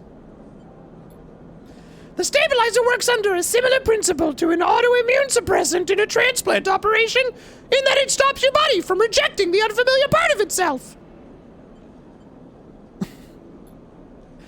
In the case of your frame, the unfamiliar part is each of your biosynthetic organ groups, which, over time, are identified by your body as foreign material and therefore must be eliminated. Sabine holds up a vial of the would-be stabilizer. However, unlike an immunosuppressant, the stabilizer doesn't do this by limiting your entire immune system. Instead, it re-encodes your biosynthetic organs with a new protein chains, which act as passcodes within your immune system. The stabilizer refreshes those passcodes, keeping your frame from rejecting all its own organs. Wild. That's horrific. Yeesh. Which means? No, passcodes? In very basic... Thanks, Lovey. In very basic terms, yes. They sigh. Look, what matters here is that the stabilizer should be able to encode any organic or biosynthetic matter to be accepted by your immune system. Okay. Feels, convenient. They glance away. At least if the stabilizer's genuine, the only way to know for sure is to inject the vial. They begin readying the syringe. I'll start with a small dose to limit the risk. Okay, let's do it. Might as well. Sabine cracks the glass neck of the stabilizer vial and uses a syringe to extract a fraction of the liquid. They tap the syringe, and you watch as if any sign might emerge from the clear liquid. You barely feel the needle, your frame registering the initial injection, but with little response. A sensation begins to spread from the site, a fizzing, trembling wave that disperses through your arm with incredible speed. Your vision goes white. When it returns, Sabine appears encased in shards of sparkling light that slowly fade into darkness as you settle back against the bed. You swim in darkness, muffled noises like an argument heard from underwater, prickling waves of cold. When you sit back up, Sabine is sitting in a chair by the window facing away from you, backlit by the glow of their slate. Awake? What happened? The stabilizer's genuine. They sit down beside the bed. I don't know how Yadigan acquired a case of this stuff, but they did. Sabine looks troubled, distracted. You should rest some more, but you're gonna have to do that somewhere else. They gesture at the door. I have other patients. Sorry. Hi-ya! Sabine nods towards the case. I'm afraid I can't offer you any more doses. You're gonna need to pay for your next one. Silence fills the room, and they return their glowing slate. Looking around the room, it seems different somehow, as if things have moved or shifted. You wonder how long you've been out. Hey, Sabine? Nothing comes free, sleeper. Remember that. Yeah, I get it. Capitalism. You manage to get to your feet and wander out into the hallway. The queue stretches down the flickering corridor. Toshiro stands impatiently by the door and fixes you with a glare as you leave. You lower your eyes as you stumble past, somehow faintly aware of the station spinning beneath you. Ooh, awful. But look, we're stable now! Now let's get some food. Hell yes, take my money.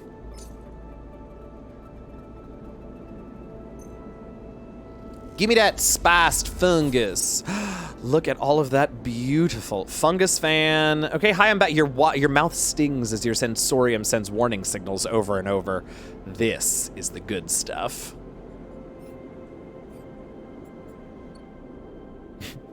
The fact we used to use pigs to produce insulin only makes this more perfectly horrific. Uh-huh. Fungus. Yeah, exactly. Okay, we've done that one today. We're working real hard on this. I don't know what to tell you. We'll buy a oh. Can we buy a vial now? Oh, well, we can't afford it, so that's super fun. Don't have anything to sell yet. Something's about to happen there, and I think it's a positive thing. Yeah, that's good. And something, well, we got a while before that one. What are the other one is build a ship mind. Where do we do that? Oh, here. Oh, or here. Or back here, right? No.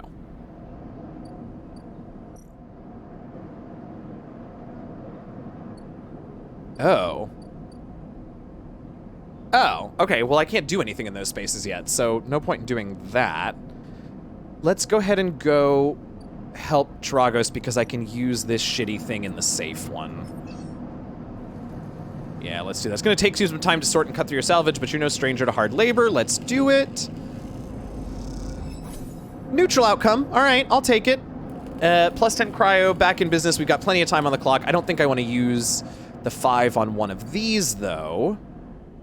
What I think I want to do... Is there a... Oh, interesting. So here, I guess we can get some cryo, some monies.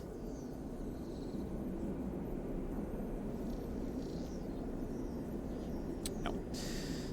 Okay, that's an interesting option. Make money. Or... something here in the rotunda. Oh, the dock plans, right. But this will be 50-50, right? Positive, neutral. Interesting. We get bad things on neutral there. This one's risky. I don't believe we get... Is there a... No. Afford medical care in this economy? On this space station? Yeah, truly, exactly. Okay, explore the rotunda is interesting. Because I think risky's only bad if I get a negative, and I can't get a negative with the 5. So that's an option. And we've got plenty of time on that timer. I'm not in a huge hurry there. What about here at the shipyard? Oh, maybe we use it here at the shipyard, though. Yeah, maybe let's do this.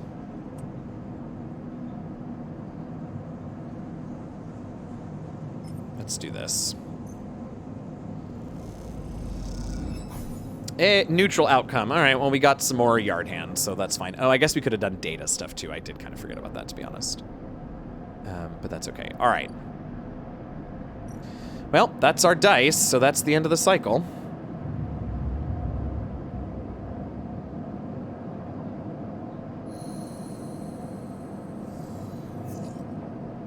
Oh, look at all of those dice, and look at how terrible they all are. How fucking annoying. Ooh, Feng, you ready for me? Feng is Elmo. Okay. Sleeper! Feng catches your attention as you approach the Havenage building, leaning against a bay door to the side of the entrance. You approach. Easier to come in this way. Security, all that. He gives you a look. You know. He slams a button and the bay creaks open, blinking lights in the dark behind it. You follow Feng inside. Truth be told, Feng doesn't spend much time upstairs. This is where Feng works. The door hisses as it closes behind you. The bay is filled with pieces of hardware, all rigged up to generators and diagnostic slates and things you don't recognize that glow with blue screen light. There's a chorus of hums that blends into a single wave of static, filling the dark corners of the room. Feng leans on a server stack and gestures around. You like it? I feel like we should be kind to him, and also I like machines. It's incredible. He smiles widely. Feng thought you'd say that. He taps a nearby server stack, which bleeps in response. This is Feng's treasure trove, all dredged up from this sea of systems we call the Eye. You wouldn't believe what this place runs on. I don't think I want to know. He steps over to a towering block speckled with vents. Some of these systems are built from the original station. I don't know how to read that. AE1, I guess. The one Solheim built. We've had to invent new components, repair things we never built, reverse engineer entire subsystems into existence. Residents here look up at the eye and think they're seeing a constant concrete reality, but this place is a system in constant flux, decaying and growing, collapsing into new configurations. Jesus, Elmo. He walks down between the hardware stacks and you follow. We're keeping this place alive, but also remaking it into something new, dragging it away from those corporate origins. He stops. At least, that's what Fang is trying to do. He turns back to face you among the flickering machines, humming all around you. Fang knows you can see this too, Sleeper. All these systems and sections. You can, can't you? I mean, yes, I need friends. Might as well be honest. It makes sense, right? You were between here and there, between the people and their systems. You light this place up like a beacon. That's what Fang needs.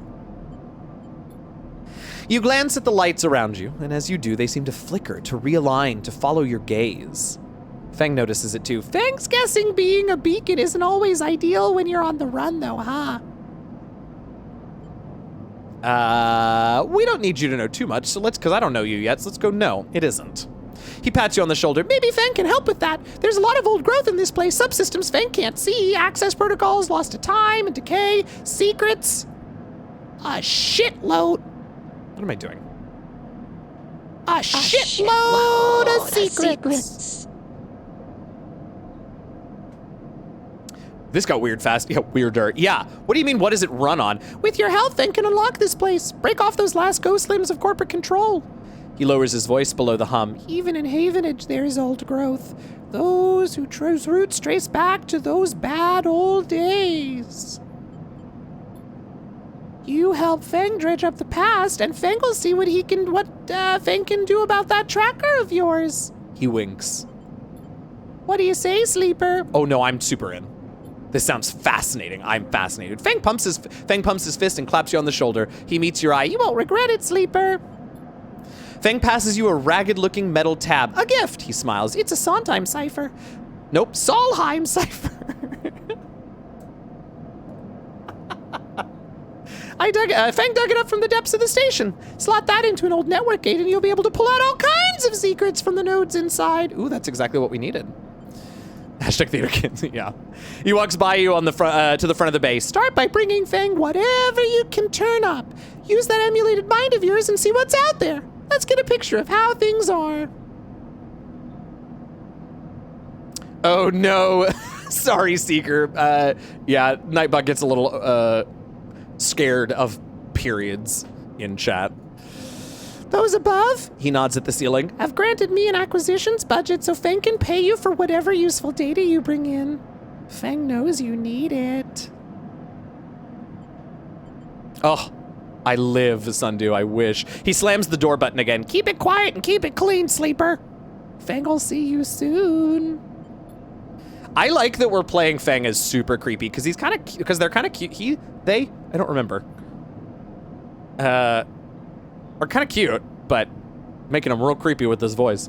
You step, blinking, back out into the passage. Those flickering lights still in the back of your mind. Ooh, new drive. What is it? I assume it's... Oh, disable your tracker. Got it. Oh, and extract the past. Okay.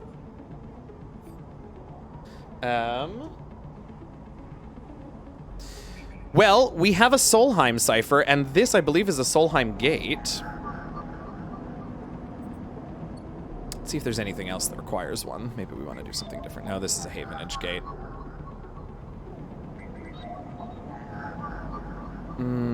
Oh, we could put a 2 in here. Get rid of one of those. Let's do that. Who hid this and for what purpose? Hey, we got an encrypted key. Stream of passcodes, able to unlock the station's aging maglocks. Cool. And we got some money, because we get money every time we do an interface action. Oh, shit, the cloud. As you drift back from the node, something latches onto you. Fuck me, what? A thread strung tight around you. It tethers you in place. A taste. No, we have to, it's Muppets. Nah,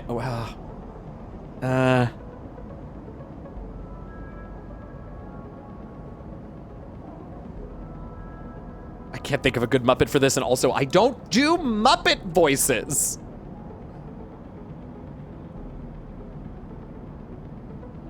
Fozzie.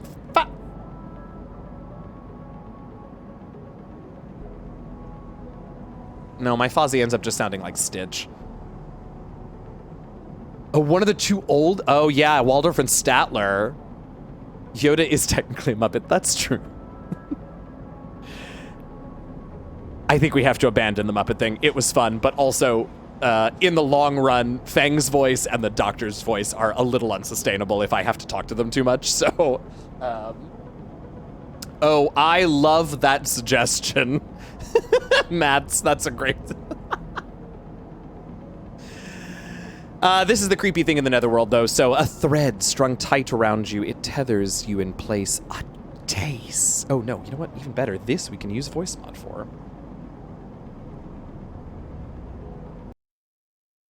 A taste.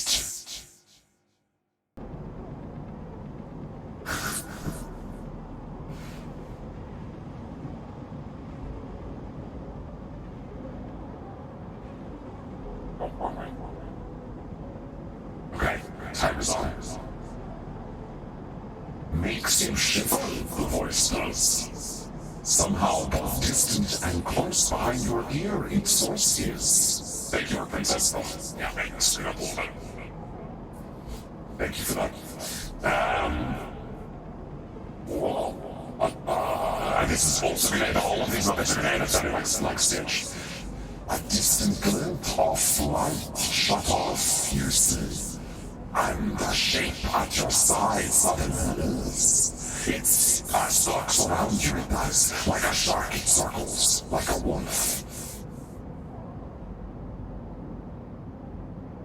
Entity unknown. Astringent. Processing. I just realized that I was on voicemod that whole time, but it's fine. I'm gonna just not move. Please hold.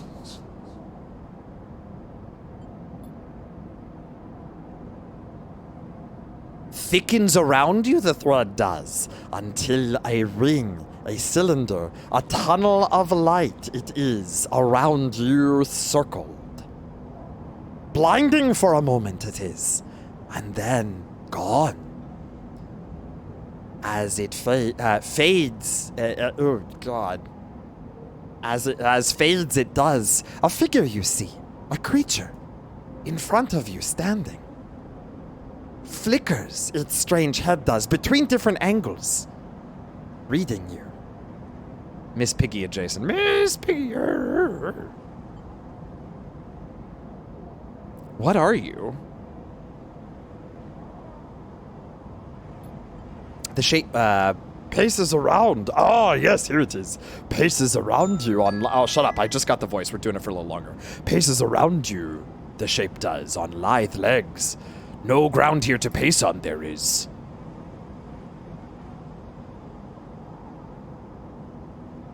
Entity. Identify. Origin. Serial. Cadence. Faces you expectantly, the figure does.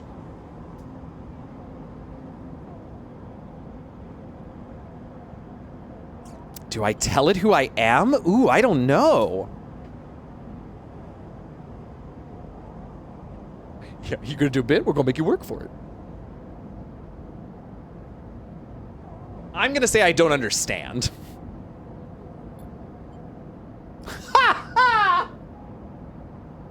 Sentience questionable. The strange head, rotates the figure's strange head does. Brackish signature. Of and not of. Attempting interface. Speaks as the figure does. Spiral from its heads, more threads begin. Thick, snaking vine like ribbons, wave and flex they do. With intent, they approach. You know what? I'm gonna tell it to stop because I'm real curious about this thing. Stop it. Stop it now. The figure halts its threads, the figure does. Twitching its head is.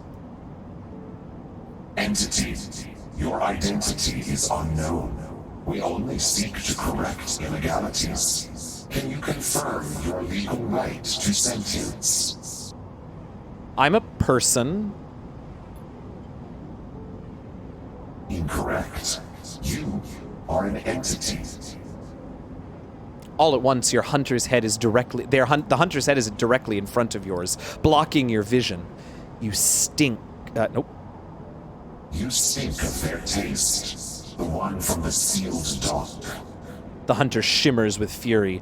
I will find access. I will interface. Let's distract it and say, tell me more about this sealed dock. An entity hides in the rotunda. You are its puppet. Excuse me? Hunter extends a razor-edged thread. I will not be diverted from my task. It glows with murderous intent. Oh no, strike! I don't fight? Ow!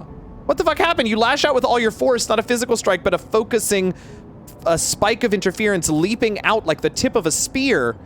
Hunter stumbles, shifts, separates. Wake the fuck up, my dude. You open your eyes, blinking back into the station light, shaking with fear. Holy fuck, and this day just fucking started.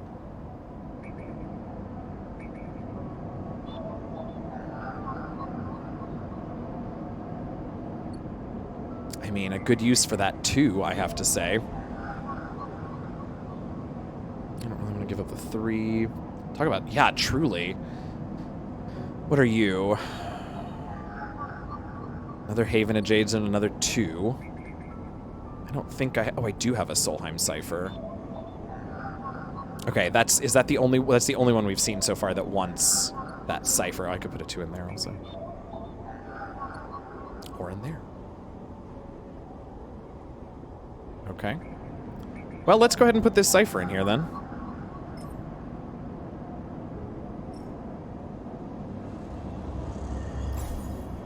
-1 slot, gate S7 access, neutral outcome. With a squawk of noise, the old gate flips open, granting access.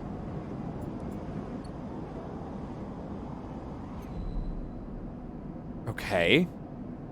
Confusing. Ooh, something has happened here. Ooh. We could buy scrap. Oh, interesting. Okay, and we can also offload the containers, which we're bad at. Pay a wage to anyone willing to help them. Okay, interesting. We're hungry. Why don't we go get some food? I know we're trying to save money, but I do have to eat. And we'll be full then, so I'll be able to, like, wait for a little while before we eat again. All right, full energy, 2 fungus fans. We will be back. We're stable right now, so I don't really feel like I need to buy that stuff. Nothing has happened here yet. Fangs Bay. What can we do here? Oh, deliver data. What? I don't have any. I don't think. No, I only have Haven H data. But wait a minute, didn't we just... I guess I didn't get... Okay. Well, alright, let's see if we can't finish up old boy here. And let's put one of the 3s in. Because nothing bad can happen with a safe. See if we can't call in his debt all the way. Hey, neutral outcome, back in business, +10 cryo, and now this is done. Every salvager knows that, yeah, okay, so let's see what that does for us, because we've now done something good for him, right? Dragos, here we go. Oh, we don't have a voice, do I have a voice for Dragos? No, I was using a voice mod, but I don't think we want to do that now. He really does strike me as like an old-time, like, prospector, so. You arrive into a buzz of activity at the yard. Red blinking lights flash across a vast, dark shape suspended below the dome. They flicker across scorched hull plates and bent structures, spilling from holes in the twisted shape. The cutter is huge and has been torn apart in some violent encounter. She's a beauty, isn't she? Drago stands to the side, focused on the hulking ship as it is lowered into the yard. She is. I should thank you. This place was on its last legs when you turned up, and now look at this. Ship descends slowly, its interior visible through multiple hull breaches. You struggle to gather the same enthusiasm as Dragos for this monstrous craft. You can't help but think of what became of its crew. What happened? What do you mean? He glances at you. I managed to convince our salvager friends to give it to me on credit. That's what happened. No, what happened to the ship? Not my concern, he shrugs. The ship creaks like a calving iceberg as it reaches the base of the yard. Dragos is visibly excited. I know I said you shouldn't stick around, but I'm gonna need some help with this, and drones start to crawl over the hull, their lights illuminating flashes of dented hull. Watching, you wonder if you arrived in a similar fashion, locked inside that container, the wreck of the Essen Arp freighter lowered into the yard like a corpse ready to be butchered. Or was the container delivered to Dragos on its own, a womb for your rebirth into this strange station? You shudder. Perhaps if you could learn something about this ship, you might be able to trace the path that led you to this yard. Cool. Drago squeezes your shoulder. After these past cycles, I think we're up for it. What do you think? You see the fading name of the ship emblazoned on its side. Winter Light. Yeah, let's do it. He claps you on the back. Glad to hear it. Come back in a few and we can make a start. A real beauty, Dragos repeats, perhaps just to himself. A real beauty. You take one last look at the shattered ship and the drones start cutting, and then slip out of the yard, feeling suddenly cold in the empty passage. Ooh, we got an upgrade point. Drive complete. Paid off is the achievement we just got. Cleared the debt and returned a favor for your first friend on the eye. Tutorial, characters and upgrades. You've completed your first drive. Each drive completed unlocks an upgrade point to spend on upgrading your character. Access your character via the menu area at the top of the screen. Okay, it feels like there's a lot of endure going on, and it feels like maybe I want to make that not negative.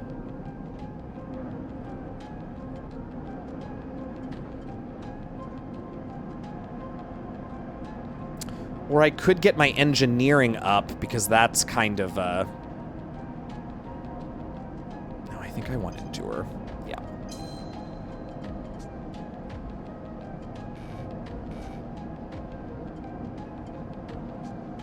Okay. All right. Now let's see what we want to do. Yep, okay. What are my objectives here? Build a ship mind. Okay, that's the thing I can do here. Oh, I could do this. Okay.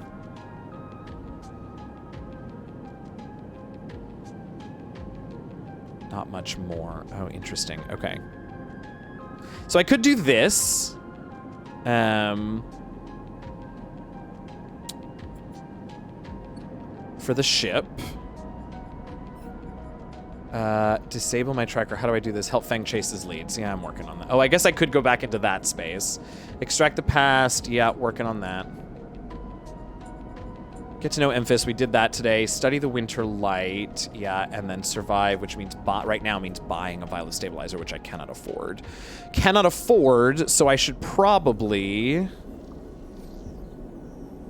do something to make me some money. Let's do this. I want to see what this does. Hello, go in there.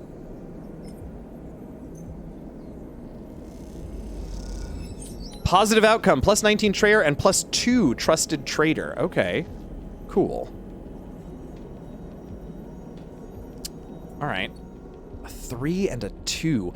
Honestly, those feel like maybe we just want to use them to unlock stuff in the over area because I don't trust... What's this? Havenage agent. Oh. Oh, we can use a 2 for that one? Okay, here are the notes. This is what we were looking for. And a 1 or a 3. No, let's put the 2 in. Could use the 3 for something. Yes, love that. More cryo. Let's extract some data. Okay, and now we have Soldheim data, which we're supposed to take to... Oops. You, I believe. Yeah. Okay. 15 cryo, scoping the systems, and we lost our Solheim data. Okay. we've almost got enough to buy that next dose of whatever it is. We have a 3 left, which means at best, or at worst, I want to use it on a risky. Is there a safe option in Dragos' yard? No. Oh, there is. It won't pay, but you may find answers.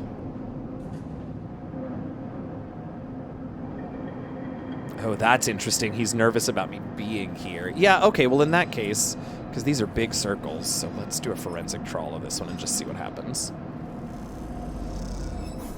Neutral outcome. All right, well, we got one there. That's fine. All right. That's it for this cycle. This is getting complex, y'all. What are you all feeling? How are you feeling about the game? What do you think? I think it's fascinating. It's interesting. It's getting really complex. There's a slightly better die roll for the day. Ooh, our hunted clock is... We've only got a few cycles left on that, so maybe today's...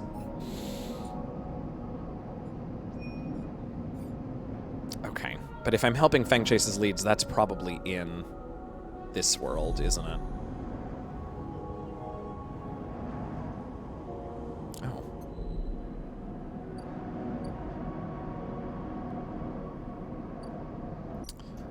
Okay, I guess I just gotta get more Solheim data. Okay.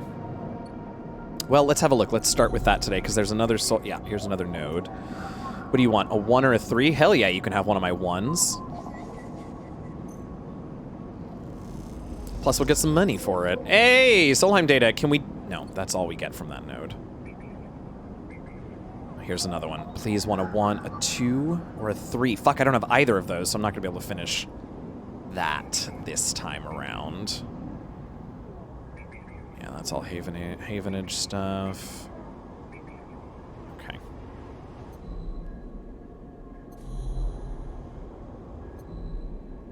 Interesting. Okay.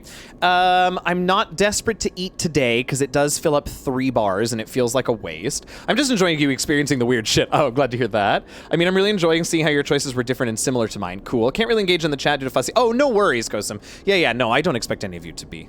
That wasn't what that was. We could scrap some more. With the 5, that feels pretty good. Oh, we could go looking around in the rotunda, too.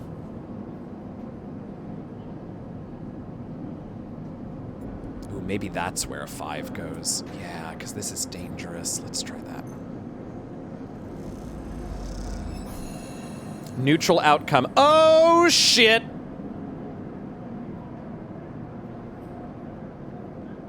Okay, that feels not good.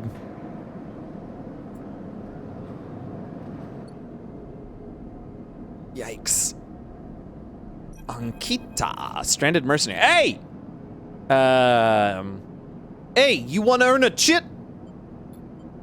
Ankita stands beside a huge pile of tied together hull plates. She stretches out her back, her shoulders bulging beneath her suit. Make it 2. Ankita laughs. Ha! This goddamn station. Oh, I don't know what that was. This goddamn station, she sighs and pinches the bridge of her nose. All right, come on over here then. You cross the dock concourse as she begins to split the plating into 2 bundles. What is it with this place? She asks as she angrily lashes the massive plates together. Everyone wants their cut.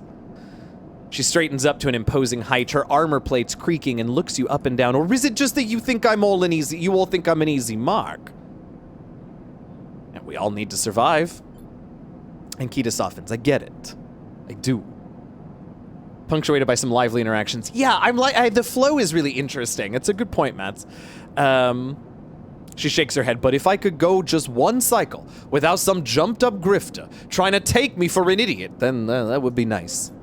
Ankita hoists 1 bundle of plating onto her shoulder. Come on then, enough chat. You gotta earn those chits. You struggle to shoulder the plates, but you do eventually. Ankita gives you a look. Ship's this way. She sets off down a gantry at impressive speed. As you catch up to her, she turns down a passage, pushing through a small crowd of stevedores. Why are you doing this yourself? What's all this for? Oh, this? She nods at the plates on her back. I'm building a treehouse. She gives you another of her looks. It's for the ambergris, that cutter you might have seen sitting silent out there. She rapidly turns another corner as you trail behind, but she got cut up pretty bad on our last job, and I had to moor her up here for a spell. But since then, it's only gotten worse. Someone got in and sliced the core from our ship mine, so now she's gone dark. She shifts the panels on her shoulders. The upshot is that I'm short one ship mine with a ton of repairs to do, and the rest of the crew signed off the moment they got wind I'd been stranded. So, yeah, it's been a time. Can I help? I don't know, you got a ship mine tucked away on that frame of yours? For a moment, you aren't sure if she's serious. Ankita swings the plates from her back, almost knocking you over in the process. This is me. She hauls the second bundle off your shoulder. You're the first person I met here who might actually be considered helpful. She pauses, chewing her bottom lip. Look, you want to help? Come see me. I need a hand. Putting Amber back together, and you don't seem like the type to try anything stupid. She passes the bundles of plates through the ambergris outer lock and then turns back. Just don't go spreading all this around. Ankita throws you a couple of chits. She gives you a parting nod and ducks through the doorway. All right, get out of here. She calls back and the lock slams shut. All right, well, we got new drive and we got 2 cryo. The Overlook Bar. Yes, get a drink. You're unsure if your frame can metabolize alcohol, but this fungal drink fermented along the greenway seems like a good test. Incredible. Oh, yeah, I want to be a regular at all of these places. So, it's only 6 cryo. Hello. So, I'm going to buy a drink. Mighty Myrrh, welcome in, Raiders. Plus energy. Oh, we got energy from it. Overlook regular. And minus some chits. Okay, into that. Let's get out of here now. Yeah, what are your tasks here? Ooh, an interface task. Ooh, a dangerous interface task. Ankita's a couple of glitched repair drones in storage if you can rewire them. Oh, yeah, let's put the 5 there because that'll turn it into a 6, which means it's a positive action. Hell yeah. Raiders, I welcome you all in. +5 cryo, ship shape. What? I do not understand what that was. Welcome in, Raiders. I'm Okaino, I'm Team Jazzians. We have just started today playing Citizen Sleeper. We are a real human, an emulation of a human mind taken from a real human person, stuck into a synthetic body that was indenture servituded to a corporation. We escaped indentured servitude and now are trying to survive on a station. And it's weird. So welcome in, y'all. Okay. Let's leave here. We got a 4 and a 1. The 1 really feels like... Oh, let's see. Ooh, unlock the maglock. Hell yeah, we have this data. Why not? All right, that's one of them. Nice. Don't need the dock. Don't need to go there. Can't afford to go out there because I want to buy that. Don't need to eat today.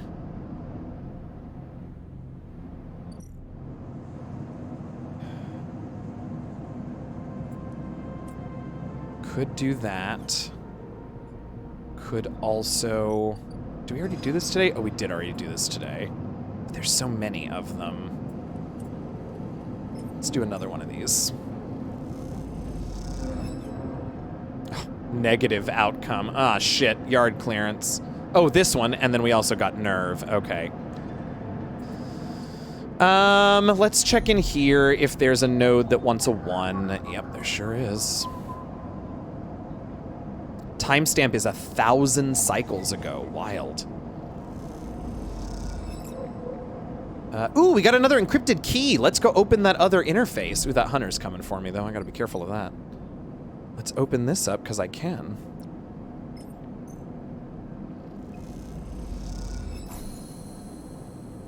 Okay. I don't... Mysterious machine. What is this? As you slip inside the sealed dock, a pulsing light grabs your attention. Oh my god, look at this. Among the discarded tubing and rusted plates, a machine flickers with a warm glow. I want to look around first. You don't know when this place was sealed, but from the state of the outer doors high above, it must have been decades ago. This dark cavernous space, debris... in this dark cavernous space, debris... sits in every corner, along with the traces of rough sleepers. Although none of it seems recent. What? Looking past this layer of decay, you see the now faded messages, symbols, and logos of the Eye's original corporate owners. Oh, right. Still glinting in the shadows. Among all this, the warm glow of the machine seems to be the only sign of life. As you get closer, you recognize the machine's blocky shape settled into an alcove in the side of the dock. It's a kind of upright cabinet. It is covered in faded logos and messages, from which you assume it was once an industrial vendor, intended to dispense and manufacture ship fittings and other mechanical parts necessary for the regular running of freight and resource extraction vessels. I love that this was the art on an industrial vending machine, though. Very into that. The manufacturer is listed as NeoVend, and you remember an advert from long ago squeezed among all the off-world recruitment drives that assaulted every planet-born citizen, which chirpily sang that name over and over. You wipe a layer of dust from the cracked screen, thinking of those contractors squeezed by their own corporate employers to pay for every bit of minor maintenance on their rented ships. Enter your we can do a robot voice, that's easy. Enter your registration. Chirps a pre-recorded message, catching you off guard. I'm gonna press some buttons. You reach for the keypad and something begins whirring. At first it sounds like servo motors starting up, but it quickly becomes a whisper, a whining, then a multi-tonal voice that emanates from NeoVend. Oh.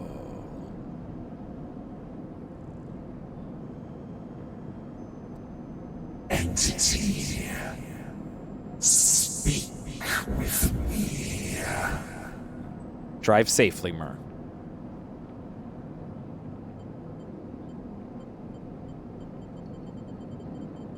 Who's there?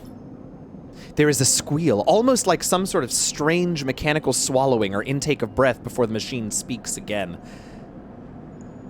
I have need of you. You have need of me. That squeal comes again, and you see that it is the 3D printing apparatus in the upper part of the machine resetting into place, so that each time the servos can be orchestrated to produce that whirring, whining voice. You are in danger. Let's talk about the danger. The machine creaks. You are marked for deletion, entity. Hunter tracks you. The screech rattles through the empty dock. You remember the strange head, the figure, the threads closing in. Hunter. The Hunter protocol. They taste your signature. Suddenly, the sudden whine sets your teeth on edge. You have seen them. This is a gift of an emulated mind. You close your eyes and the skeleton of the station starts to thrum. Elevated minds are adaptable, move where neurons cannot. But emulation makes you a target. Adaptable? I want to know more about that. Yes, you can move through networks, clouds, hardware, software, but you cannot hide there. Hunter is there. The servos judder the vending machine's casing as they reset. Hunter searches for me also. Hide in this machine. You look at the ruined vending machine, an unusual hiding place for sure. Can counter Hunter, but need entity outside machine. Need you. A screen attached to the vending machine with a swiveling arm comes to life. It displays a flickering map of the station, ghostly, threaded. The cloud. Points along the rim glow in deep red. Hunter is always gathering. Too much data must build nests. Masters are gone, but continues hunt. Bring this data, raid its nests. Why can't you do it?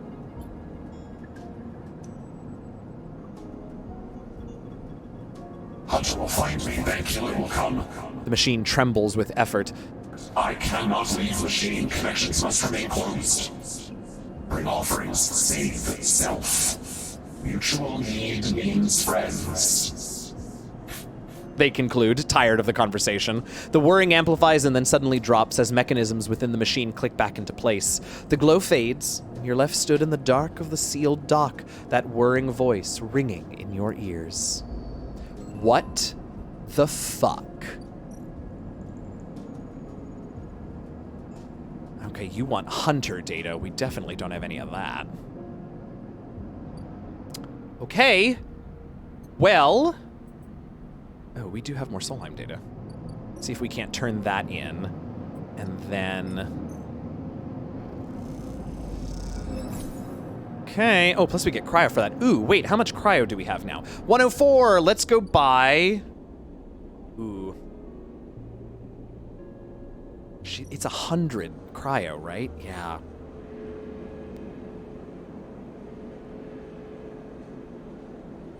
No, not yet, because we also are going to need to eat tomorrow. Speaking of eating, hey, it's a little after 4, so I'm going to go on break because there's a lovely sandwich waiting for me, and I'm going to eat that, and then we'll be back to play more of this. I'm intrigued. I'm very intrigued. Yeah, but for now, you know, let's make jokes about how hot James Vega is. Enjoy.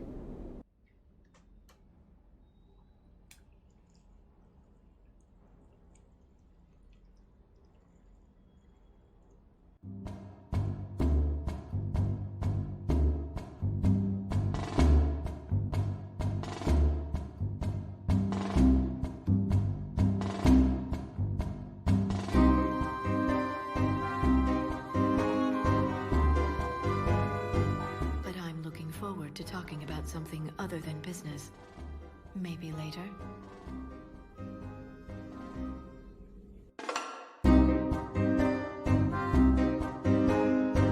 Oh no! I was sitting in front of his nipple the whole time. I'm so sorry. Shit! Yeah, there it is. There's the angle. Sorry, my head was right. I want to kick the Reaper straight to hell. Caden is as boring as a sack of mayonnaise, but when he had his shirt off at the hospital, it wasn't hard to look at. It'd be more fun than playing Edie. Ha She doesn't sweat. No, I'll bet she does. You sweat playing chess? Depends on how much fun we're having.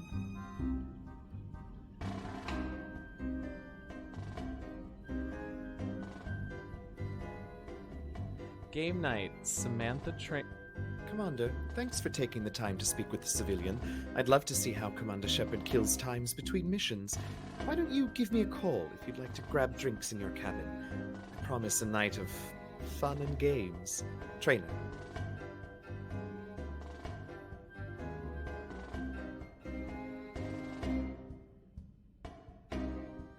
Okay.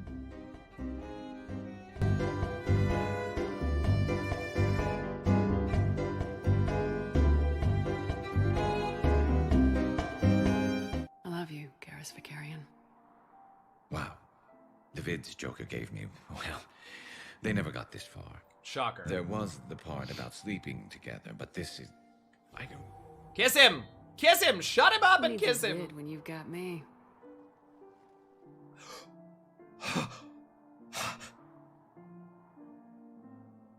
Ugh, yes, dip me. I'm Garrus Vicarian, codename Archangel.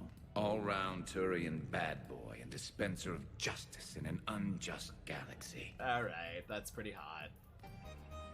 Now you're getting it. I sure as fuck am. Dance it out.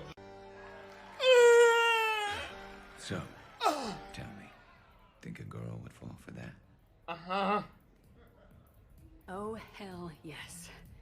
I see you've been putting that reach and flexibility to good use. You know it. And it gets even better when you try it in bed.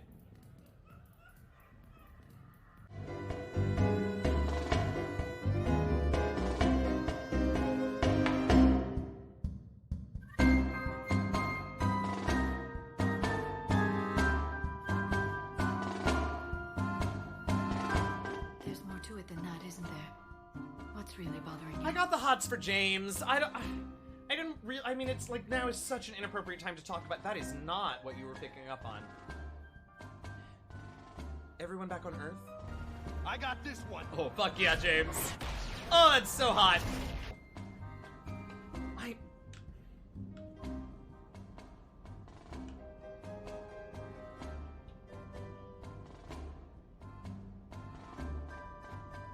Alright, James. You're hot and you have good taste in shitty vehicles. Let's talk. Such a tease, Vega. Who, me? You ever gonna make Yes, all this flirting? you. Holy shit, James. How dare you be so casually sexy? God damn it. Brooke, she's kind of cute. Think she's on the market? Bite me, Shepard, please. You've been holding out on me. Get sweaty. What? come on in closer. Don't be shy. Yeah, don't be shy. Oh, I'm sorry. You weren't talking to... I'm so sorry. I thought you were talking to me.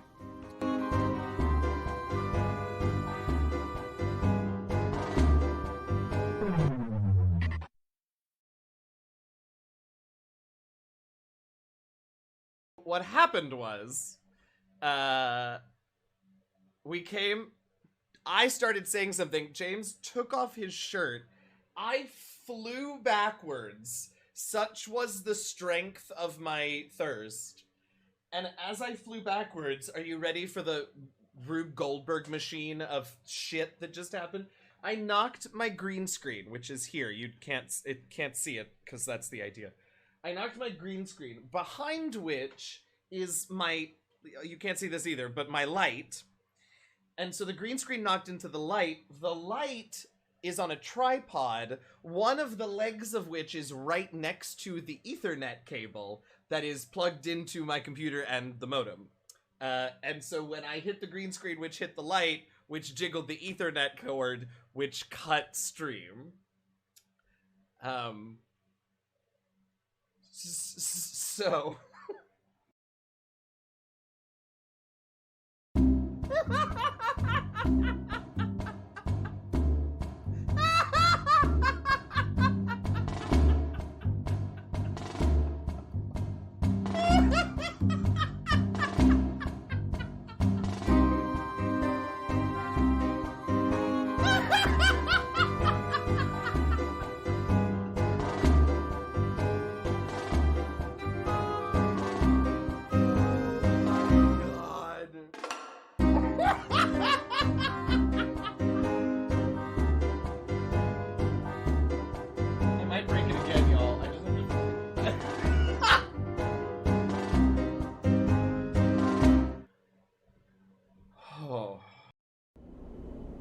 Welcome back. Thank you so much for hanging out. We're back. We are at the end. Oh, I should have gone ahead and rested. Because we're at the end of our day here. Oh, well. All right, end of our cycle. Excuse me. Cycle. Now, let's be done.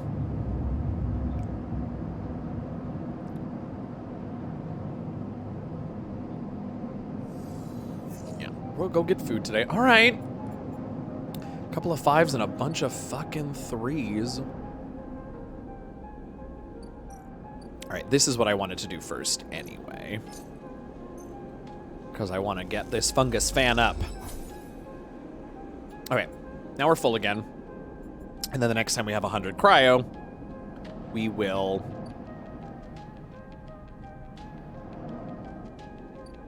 Okay, the next thing I think we need to do, because the next most pressing tracker is probably this one, right? Yeah, we've got 4 cycles until they catch up to us. We got plenty of time here.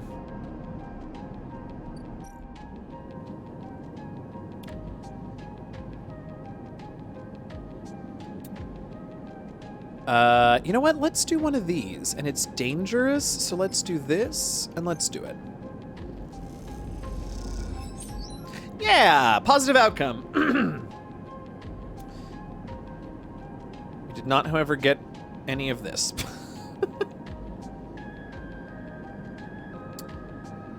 But that's fine. I don't think I understand, but okay. Kind of wish I hadn't used a 5 there. I thought I knew what I was doing. All right, but we have enough money to buy stabilizers, so let's go ahead and do that.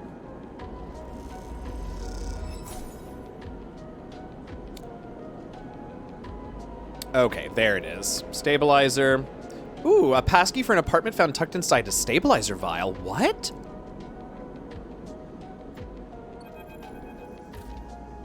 As you quickly leave the surgery, eager to be away from Toshira's gaze, you notice something wrapped around the stabilizer vial clutched tightly in your hand. You open your hand and a thin film marked with holes and sigils unrolls from the vial. At one end, it has a hard metal strip, a handle. I'm gonna inspect the film first. You hold the cloudy film up to the light. It's perforated with an ornate pattern of holes. You can make out a word among the markings. Passkey. Is this an entry key for somewhere? The metal handle is worn and pitted, but you can see a set of numbers imprinted on it, 207F. And then, crudely scratched into the handle at some later date, low end. Ah, shit. That costs us 60 cryo, though. For a moment, you consider going back to the surgery to return the key, and then quickly think better of it. Did Sabine want you to have this? Or is Toshiro passing on a message? Time to head to low end and find out. Planned obsolescence. Bought yourself some extra time. 1 vial at a time is the, whatchamacallit that we just got. Okay, now, interestingly, I kind of want to upgrade interface to make it even better, but we're rolling such bunk. I'm gonna do it. Oh, I can't do it for some reason. Oh, because I don't have 2 upgrade points. Interesting.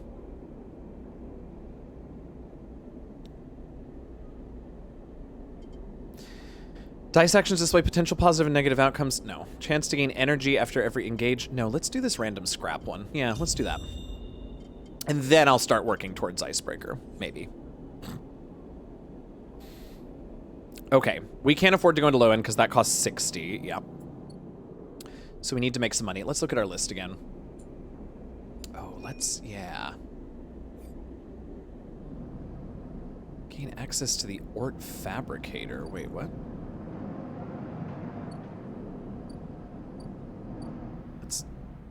What?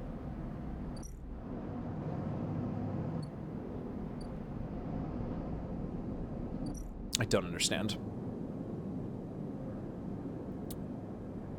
Don't understand.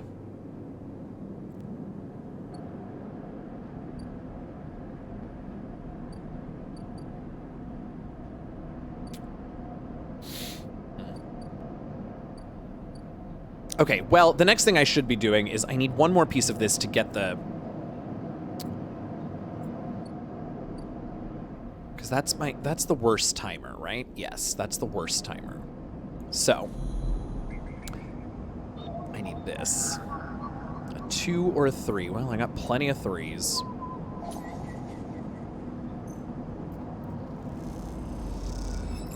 Okay, that should be enough then. Hunter's getting close, though. Hate that.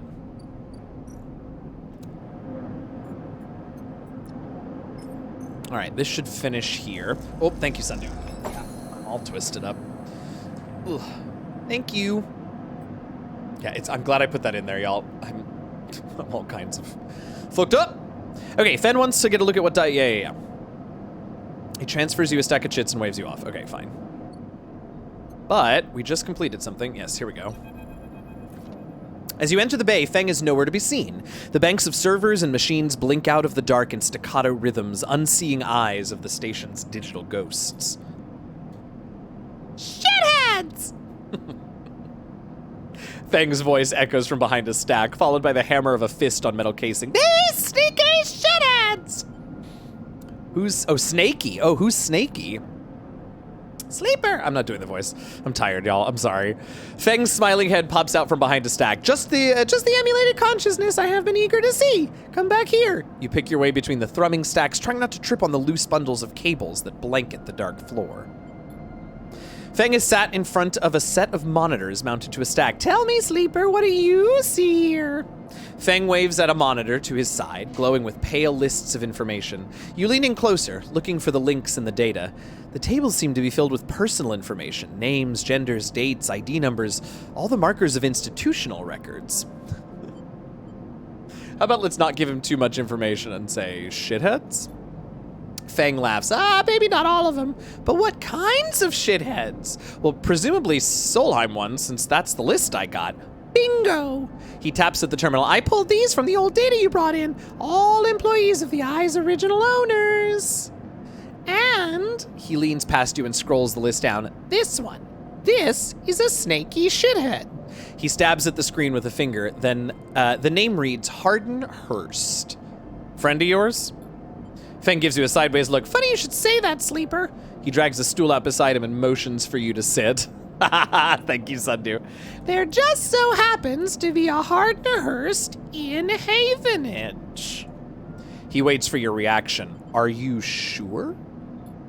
Well, that's where you might be able to help me. Feng leans back in his chair. Just think about it. Decades ago, Harden worked on this station as a... Feng leans across to look at the monitor. Senior Strategic Operations Executive.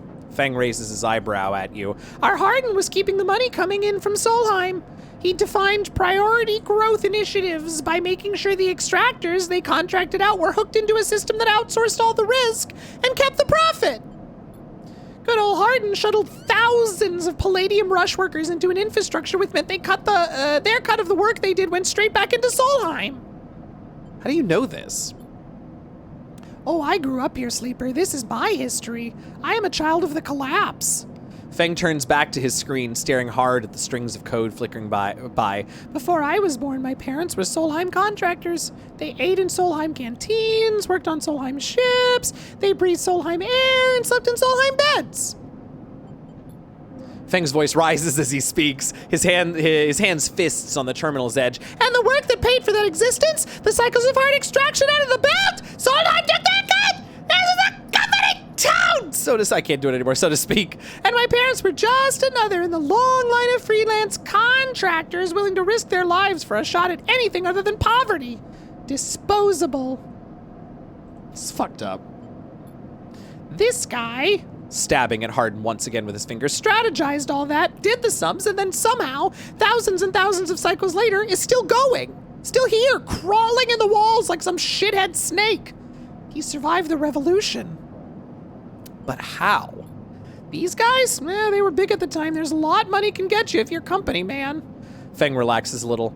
But how is Harden still kicking? I really don't know. He turns to you and smiles. So we're gonna go and find out. Of course we are. Harden's now a big shot in the shipyards, just a few degrees back around from the eye from here. Okay. Havenage might be born out of Erlin's revolutionary zeal, but a flat hierarchy it is not. Harden happened to float to the top. Feng zooms in on the far yards. Feng grimaces. Excuse me. The thing is, I don't have access to those systems. Shipyard crew is pretty paranoid, and they don't like anyone from systems digging around in their stuff. Plus, we need more than just the name of a Solheim executive. We need proof. Yeah, well, I figured. Feng holds up a thumbnail-sized drive. That's where this little creation of mine comes in. I can't do the voice anymore. I call it a ripper worm. He turns the drive between his fingers. It'll rip through any digital storage and spin out a silken thread of filtered data. This one is set on the scent of Harden Hurst. He hands it over. Getting into the compound might be tricky. Feng puts a hand on your shoulder, but you, however, have a particular knack for remote access. Feng grins. If you can extract yourself a Haven Age cipher from a Haven Age... Oh, I already did it. They sometimes carry them among their data caches. You can crack open the compound's network and slot the worm in through any open port. You never even need to go near the shipyards. So what do you say? Come on, my dude. You gotta tell me what's in it for me. Rooting out a corrupt snake not enough? Find the information, I'll start work on that tracker of yours. There it is. Anything the worm gets, send it back here to me. There's something wrong here, and I aim to get to the rotten core of it. You leave Feng digging through the data among the wires and machines of the old station. As you walk out, you try to imagine the eye as it once was. A vast machine running smooth and strong, directed by people like Harden. A vast Solheim-built machine into which thousands poured from the surrogate systems, looking for a new life. The hope of a better future, engineered to line someone else's pockets. It's an idea you're intimately familiar with. You think of Harden, still alive, still part of this place, and wonder if the past is ever truly past. Oh, really? Well, I do have that cipher already, so where do I do that?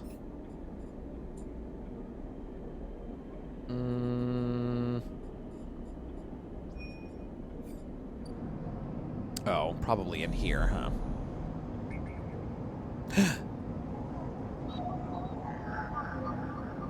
It feels like that's gonna get it on my scent really quick, though.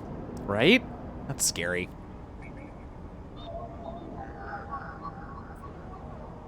Oh, I thought I had a Haven Age cipher. No, I just have data.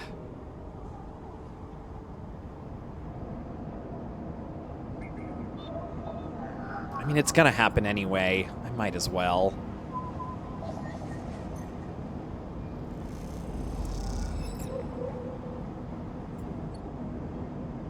Ooh, one more hunter slot. Let's go now to this thing and give it my hunter data and see if it can... Oh, man, it needs 3. I just realized that.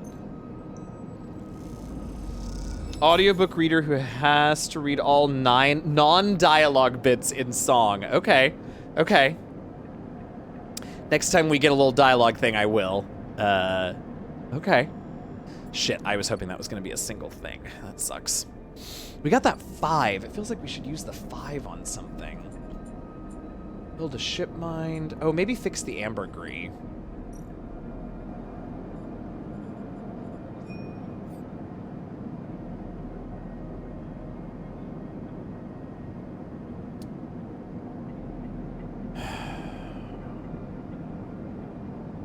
All right, let's do this then. Yeah, there's no negative here. Let's do this one.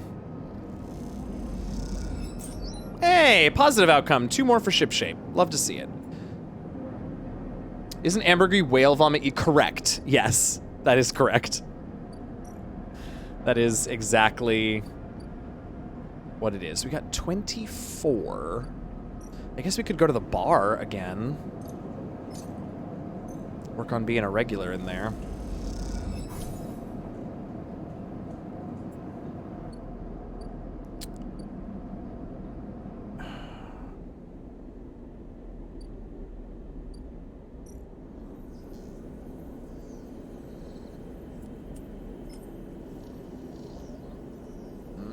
No, that feels like a bad way to use that.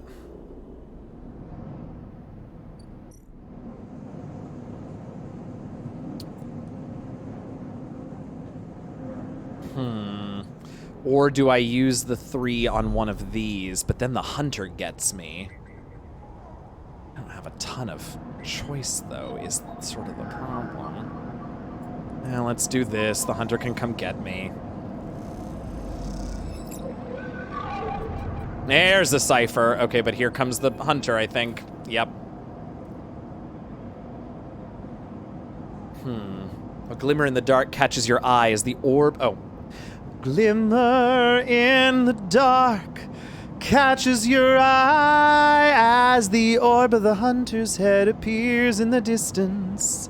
It's looking for you. Do you run or hide? Honestly, I think it can find me, so I'll run. You turn away and glide back into the cloud, threads of data rushing past. Another glimmer catches your eye, closer now. That roving orb breathed in tentacles. It flickers, jumps once, twice, and then here it is. The hunter is here. Oh, fuck. Entity, submit to inquiry. Hunter reaches for you in that unpleasant, familiar way. It's waving threads, creating a cage. So struggle. You push against the threads as they close in, becoming frenzied as you push them aside. You are caught by whipping tendrils and feel them pulling you away from the anchor of your body. You push through, clearing the threads. Entity, hold for processing.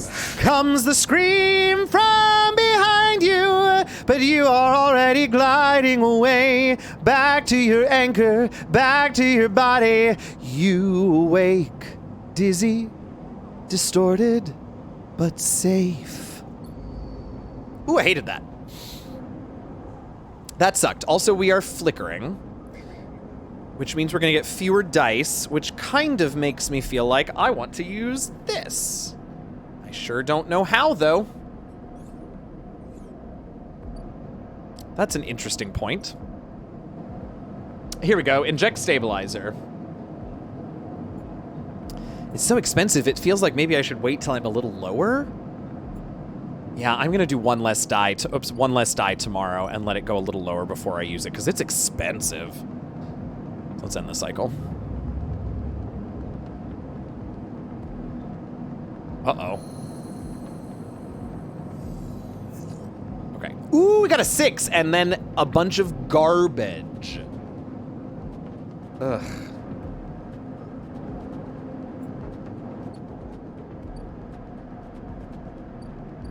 Well, slap me silly and call me Lucy. I don't know what any of that means. Shit.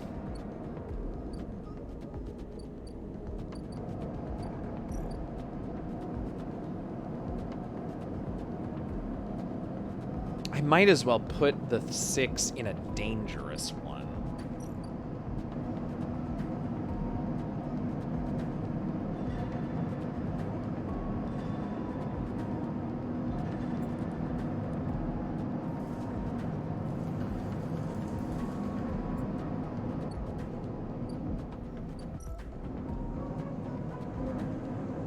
I think I want to do this.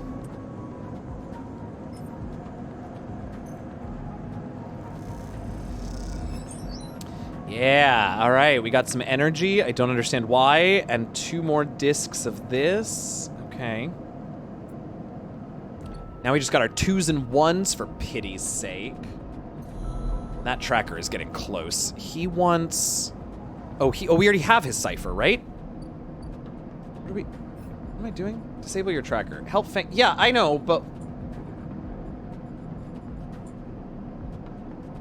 Oh, hack the shipyard and slot the Ripper Worm. Okay, let's try that.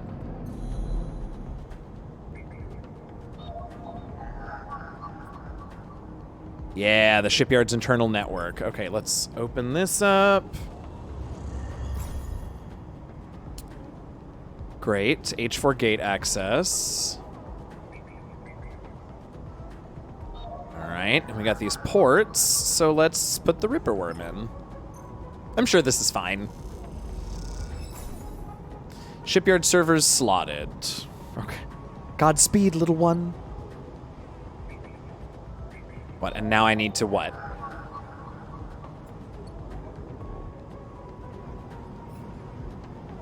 I did. Now what? There we go.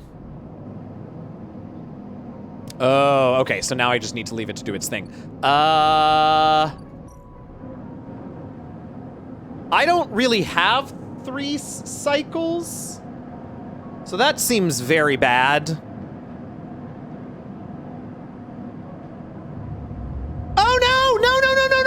No! Shit me! Fuck, I didn't mean to, I wasted those 3 dice! Oh no! Wait a minute, can I... Yeah, that's what I want. I hope this loads me back far enough.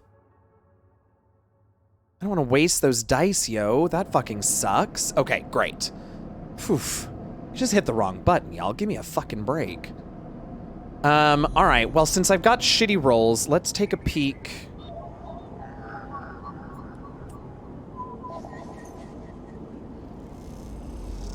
Because we'll also make some money doing this. Hunter is only at 1. What do you want?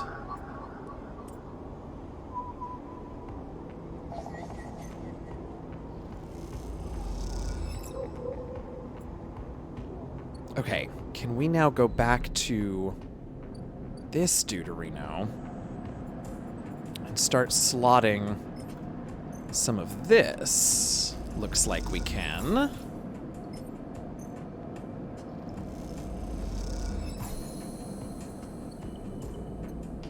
Okay, let's go back to our little machine friend. Neovend is thrumming with excitement. The movement of the servo motors rock the vending machine back and forth at unsettling angles. You wonder, if it fell over, would Neovend be able to get back up?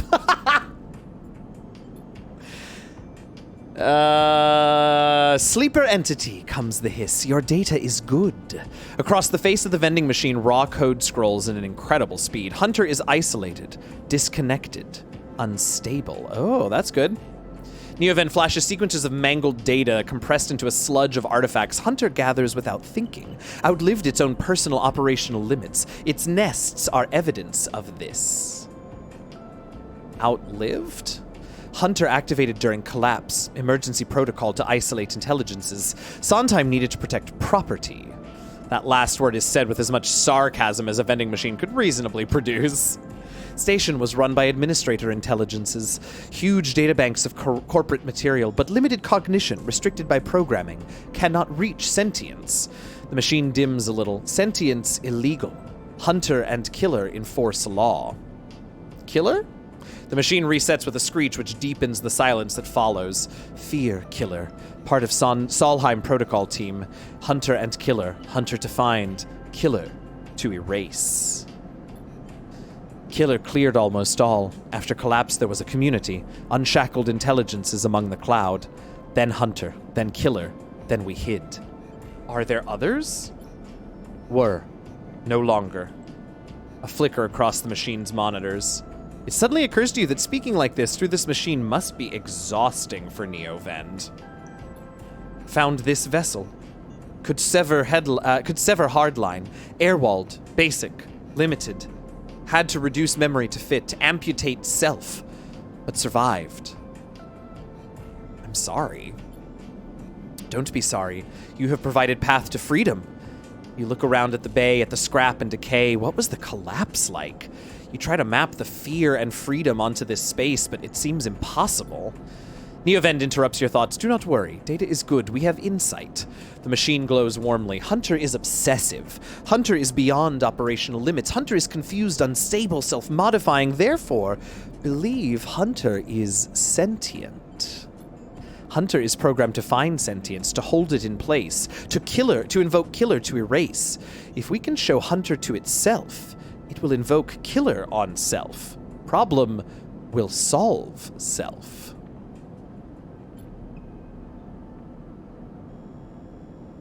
Second.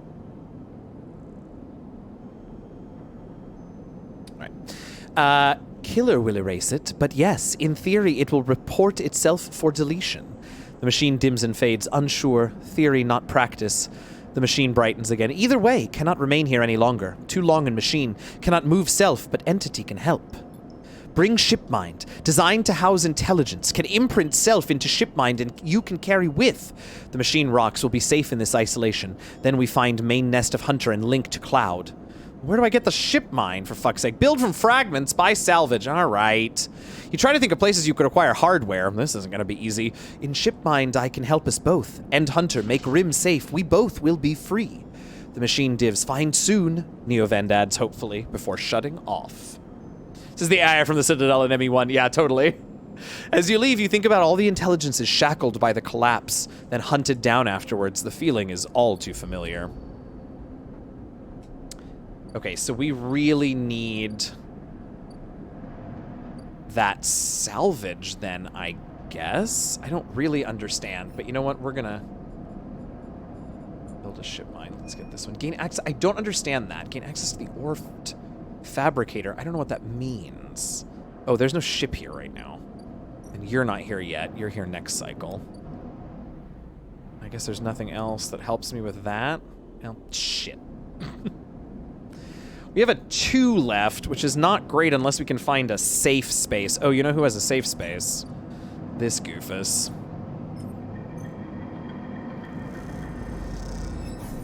Okay, I'll take a neutral. That's fine. All right, well, that's it for us. Oh, we gotta do that at home. Sorry. Let's go ahead and slot this.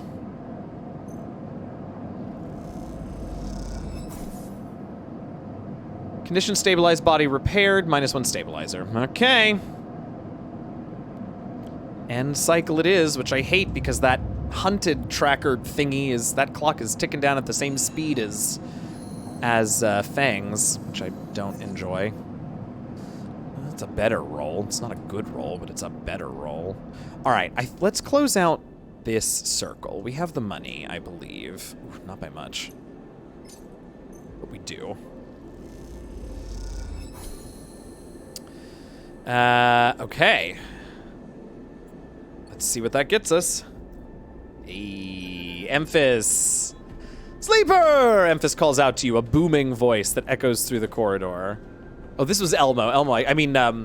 Ernie could do Sleeper. Tell me a story. He throws a handful of chopped mushrooms into his wok, the fire leaping up to meet the oil. I see you cycle in, cycle out, but we never speak. Tell me a story. What kind? Any kind. He pauses to drizzle something from a plastic bottle into the wok. But one of yours. He looks up at you, nothing stolen. You pause, the spice is rich in your nostrils, and think about the kind of story you'd like to tell, Emphis. You look at Emphis, the listener, and imagine he's heard it all before. Perhaps he would enjoy a strange story, something with some spice. I'm going to tell him about my dreams. All the sleepers, you tell Emphis, had dreams. Some were simple, memories left over from the emulation process that had become tangled up in their minds and would come out when they slept. It wasn't rare to hear a sleeper in the dorm scream or cry out in the night, but in your dreams, those gray skeletal afterimages of systems and structures of threads and patterns weren't like the others.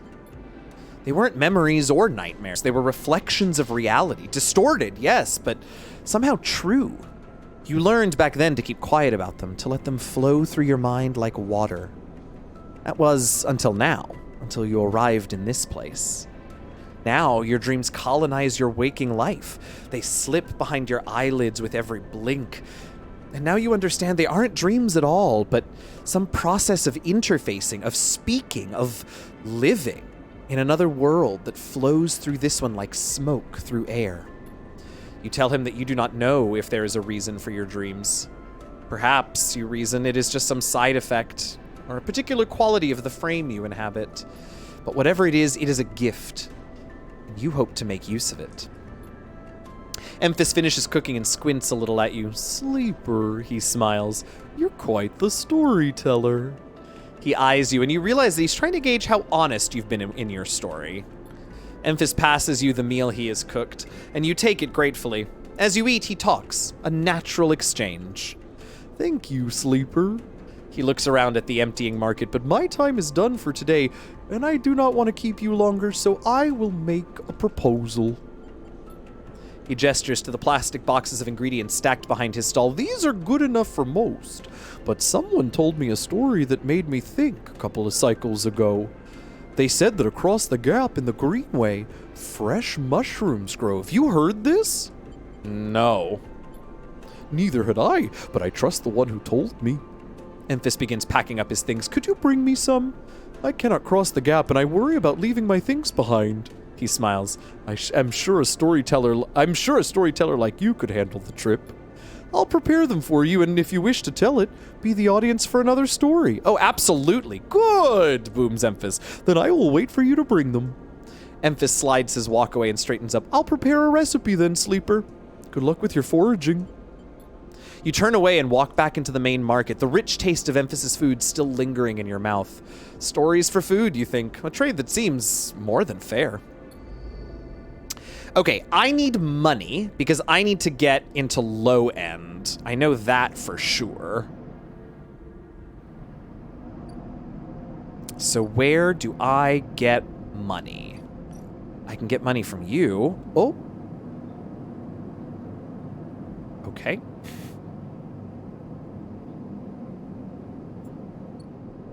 That's a shame.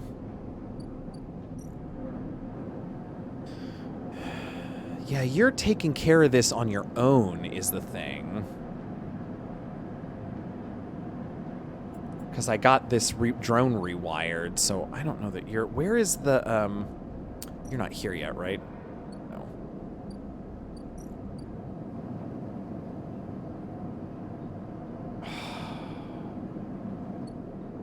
God, we don't have any fucking money.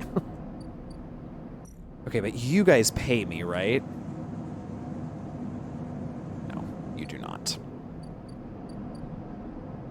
Does he pay me? Yes. Let's do an automatic success on this dangerous one. Because we need the money. Please give me cryo. Only 16? Dude.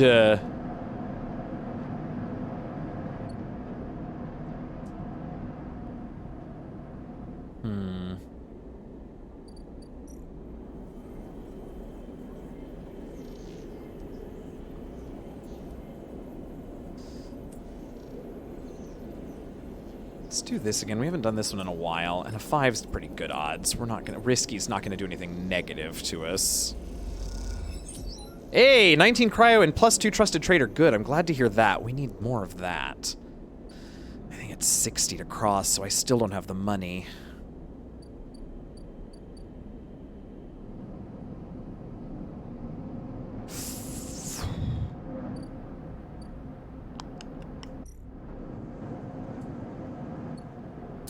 Wait, how many? 1, 2, 3. We're 5 pieces away there. I can't control that. God, 6 there.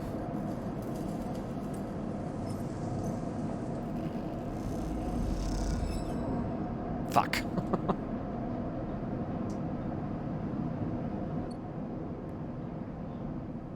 Does she pay me? I don't remember. Doesn't matter. That thing's working on itself. I don't have a ton of options. I guess we can look in here.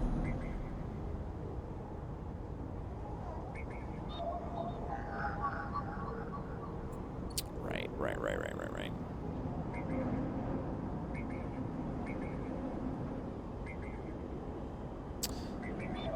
What can we do here?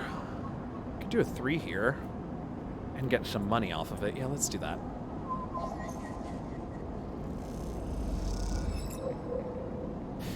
Encrypted key. All right, we got a 4, so I can do something risky. I would rather not do anything dangerous.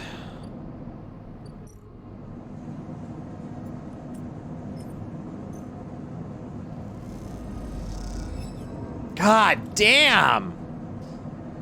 Okay, well, that was not a very good cycle, but nothing much to be done about it.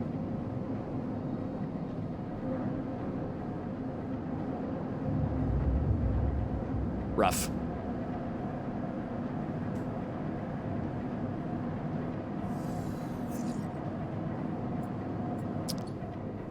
Well, not great.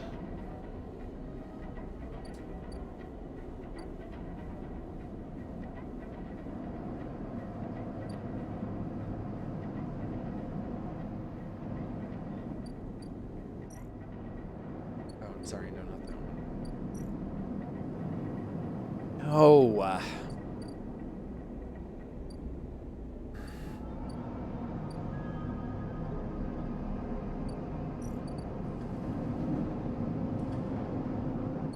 oh, what about...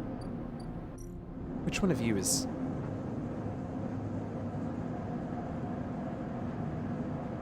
Yeah, let's use the 6 here again. Okay, got a little energy off it. That's good. 4s and 3s. Okay, let's do...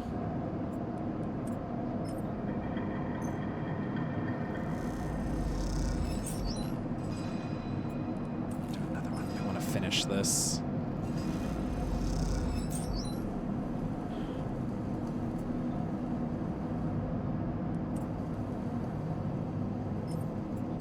Ah, shit. I'm not making the money I need, which sucks, but...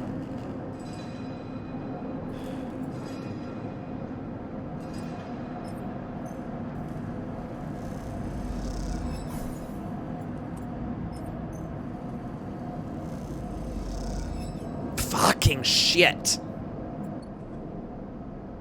Alright, well, that's our day. Okay, now this is where we fill up the hunted clock. I mean, we also fill up fangs, but... Ugh, what a shitty set of rolls today. Who's this? Ethan. Hold it there, sleeper. Comes a voice from behind you. Don't run. Good, good. A hand pats down your coat. You know your master's voice. Ew! Ethan spins you around. Oh, I'm gonna kill this guy. He's wearing a wide smirk and a slick jacket. Oh, thanks, Seeker. Have a good rest of your day. You got all the way out here, then stayed put? It's a sleeper. Is that a sleeper thing? You're my first. You barely hear him. You've noticed the handgun he has leveled at your chest, and it's hard to take your eyes off it. He reaches down with his other hand and slips some kind of ring out from a belt loop without taking his eyes off you. Making it to the eye, though, that's pretty good. This place isn't so bad. Bars, markets, people. I put most of my contracts out of asteroid caves or off godforsaken moons. He splits the ring into two perfect circles. It's hard to hit civilization when there's so much space to pass through. I'm not saying shit. He reaches over to slide the rings about around your wrists. No, fuck you. You see a chance the moment his eyes leave you to watch the rings. You spin, knocking him away, and sprint down the corridor. The shot rings out, echoing off the metal. Fuck. A shot so loud it hurts your ears. A bullet hole smokes in the wall beside your head. Woo! You freeze and Ethan closes the gap. This is a very boring routine. Trust me, I've seen it all before. He slips the rings over your trembling wrists. Ethan nudges you to start walking. To the ship and home. Going easy. You stumble down the corridor, your hands behind you, your mind racing. I mean, I know who hired him. We can work this out. Can we? I don't see much in the way of your asset possession. Ethan yawns and continues to nudge you down the corridor. Shame to come all the way out here just to head back to S&ARP right away. That tracker of yours makes this too quick. I was hoping you'd put up a bit more of a chase, you know, a running battle through the bright market maybe, or a holdout in the low end. There's a few establishments I would have enjoyed checking out while I asked around. You walk on in silence a little longer, desperately trying to think of a way to escape. That S&ARP tracker will be the death of you. Hey, I have an idea. Ethan interrupts your thoughts. How about on the way back to the ship we stop for a drink? I'm buying. Okay. Although, muses Ethan, I got myself thinking, what's the rush here? Here we are, one of the most lawless joints in the surrogate systems, and we're headed for the exit. He pauses, and you trudge on in silence. Okay, here's the idea. You and me, we make a little agreement. Here are the terms. He turns you to face him. You run, or leave, or try to abandon the eye, I shoot you. You plot, or scheme, or you try to kill me, I shoot you. But, he smiles. You come meet me at an establishment of my choice every few cycles, and you pay my tab, I don't shoot you. You don't pay my tab, he rattles his handgun. You get the idea. I get it. Okay then, that sounds like, to me, like a deal. You know, I really thought I was gonna have to kill you, but this is so much better. He clicks something in his belt and the rings release from your wrists. I'm gonna see if I can find my old stool at the compressor club. Come see me there. He aims the handgun at you, squinting down the sight. Let me just remind you, that body of yours is one big tracker, so don't even think about leaving the eye. I'll know. I mean, not for long, but... Ethan turns and strides off down the corridor, slipping his handgun away. The mix of relief and terror you feel is overwhelming. What are you gonna do? What is this drive? Oh, pay Ethan's tab. I mean, I doubt it. I don't really want to. Okay, but we also have this now. As you arrive, Feng comes striding towards you, taking you by surprise. Let's go, sleeper! He puts a hand on your shoulder and turns you back the way you came. Go where? To see Hardenhurst. He gives you a sideways glance. Isn't that what you're here for? He steps into the passageway, guiding you downring toward the shipyard. Sorry for the hurry, but we have something of an opportunity. That data you ripped, well done by the way, he tells me Harden is making a rare inspection of the sidereal horizon this cycle. It's the perfect chance to confront him outside of that compound he hides in. Feng takes a sharp turn onto a dimly lit side passage. I'm sorry, confront him? That's right, it's the perfect time. Feng slows and slips inside a dark service tunnel where somewhere in the back a water pipe drips. It's him, sleeper, the same Hardenhurst. Our worm ripped out decades of records that mention him by name, an entire trail of documentation from the first days of the Solheim collapse until now. He rode out the whole thing, slipped into Havenage when it first broke off from the Union.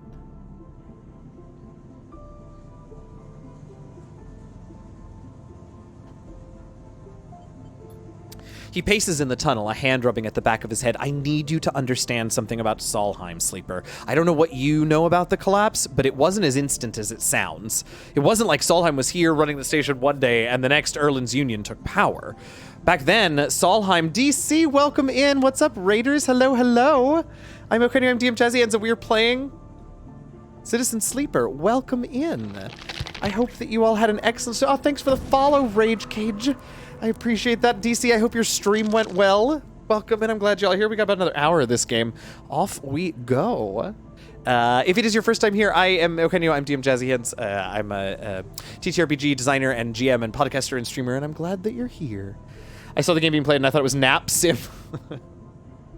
As the Palladium market... back then, Solheim knew this place was slipping away from them. As the Palladium market collapsed, they tried to keep the contractors here working. Pay got smaller, the costs higher. People like my parents were forced to work nonstop just to keep a berth on the station and water in their tanks. Solheim squeezed every last worker until the mistakes, the accidents, were coming in non-stop. And as new waves of contractors came in, desperate to work, Solheim welcomed them, taking bribes instead of checking pilot licenses.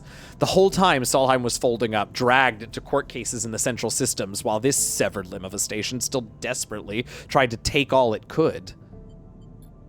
The riots came after the collision at Dock 2. A young pilot, his MEV overloaded with palladium, miscalculated his trajectory and took out a section of the ring. Hundreds died, thousands panicked. My parents told me people were terrified, and the blame fell squarely on Solheim. People like to tell stories about Erlin, how he brought the factions together, spoke to the crowds, turfed out Solheim. Maybe that's true, but my mother... Orc Princess, thank you so much. That was very kind of you. Thank you. Maybe that's true, but my mother, pregnant with me, locked herself in the MEV and welded it to the dock while my father joined the improvised crews trying to seal up the ragged edges of the gap. He never came back. Fang pauses in the dark. They sealed it up, though.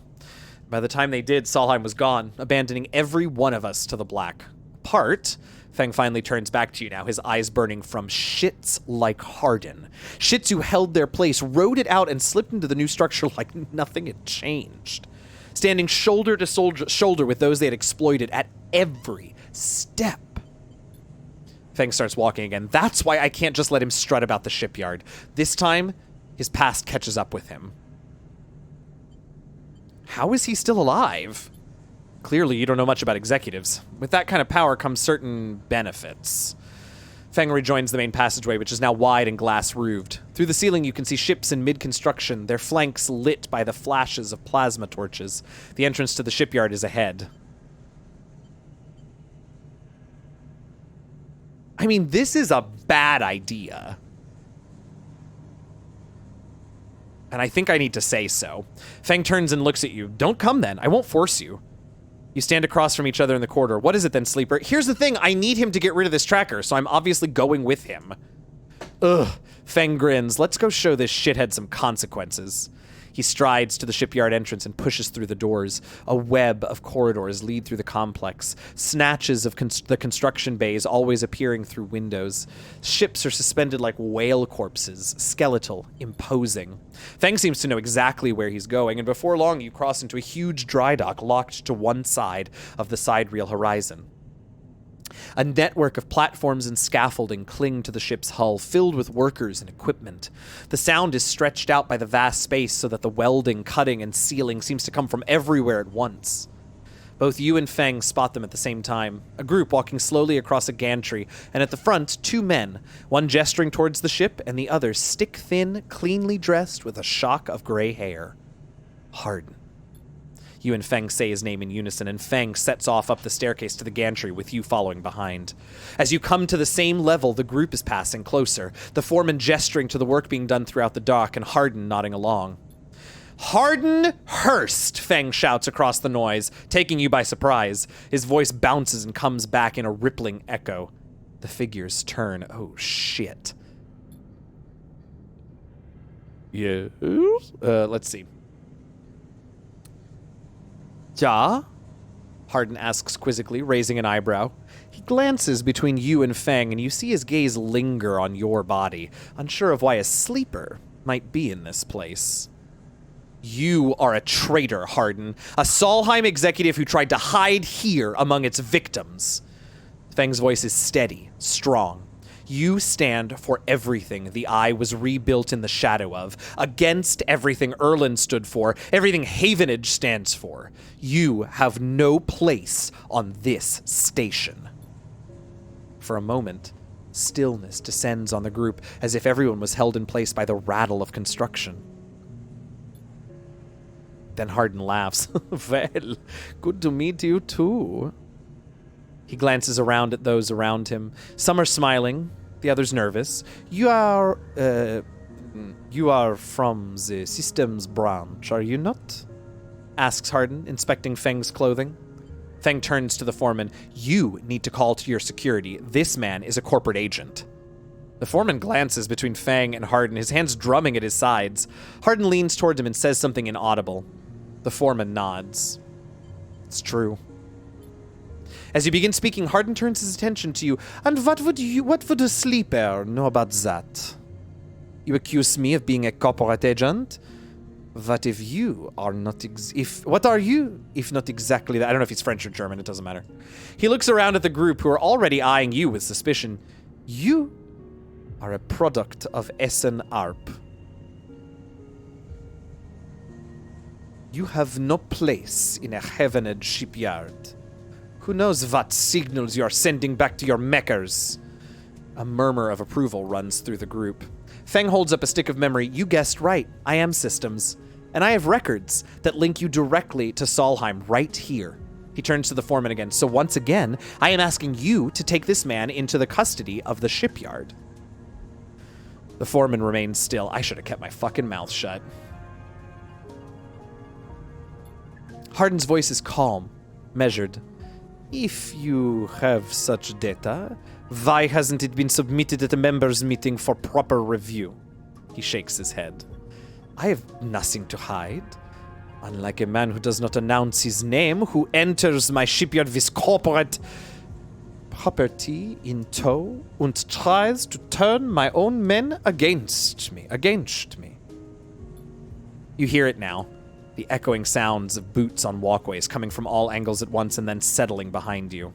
Please, says Hardin, submit the data through the correct channels. Then we can talk. For now, however, you must leave. He gestures behind you to the security detail, their hands on boxy black sidearms at their sides. Feng spits. Hardin, you shithead, you can't wiggle out of this one. The security officer draws their weapon and levels it. Feng turns and stares him down. Feng, chill. You look at Feng, he shakes his head and puts a hand on your shoulder. Let's go, says Feng, and he pushes through security, heading back down the walkway. Once security has walked you out of the shipyard and nudged you back into the corridor, Feng picks up the pace. You try to keep up as he slips into the shadows of an entrance. Feng is grinning, ear to ear. You know, Sleeper, sometimes people are exactly how you expect them to be. Something pings in his pocket and he takes it out. On the slate, a web of connections starts drawing itself out, stretching to a set of points around the ring. Got him, Feng mutters. What is that? That, Sleeper, is something our worm added to Hardin's personal slate. We're tracking his outgoing messages. Feng's grin looks ghostly in the uplight of his screen. The old ways are best. Spook 'em good enough, they'll give the game away. He jabs at the slate, and you see the web is being drawn over a map of the ring. Lines bouncing from point to point. All these dots, these are Hardin's buddies. The ones he is messaging right now, and we're gonna find them all. You tricked me? Not exactly, you did good. Feng glances around and slips the slate back into his pocket. We better split for now, Sleeper, but this is exactly what we need. Good hunting. Ooh, I no longer trust Feng. Not because I think he's against me, but because I don't think he's gonna consider me to get what he wants. With a pat on your shoulder, Feng drifts away back into the flow of people around the shipyard entrance. You watch him go, unsure whether to be angry or impressed. No, I'm angry. How many upgrade points do we have? Just one.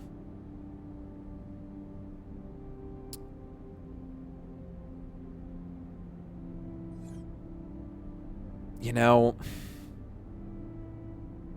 well, let's see what we want to do. Welcome back, Fair. What's going on here? Ever since you shipped it, it's been missing. What's going on? Hate that. This is a negative one too, right? Yep.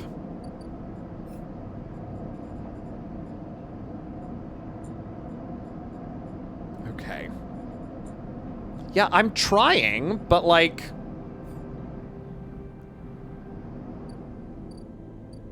Yeah, okay, what the fuck is going on here? Okay, but he has not done that yet, so we don't need to worry about that yet. I still can't afford to go down there. Maybe we should work on that today. Oh shit, I need to eat. I can't really afford... God. Alright, let's use the 6 where I know we're gonna get money. And that's here, honestly, because I need money. Oh, we're so close.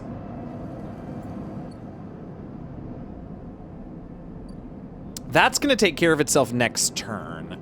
So I don't think I want to mess with that.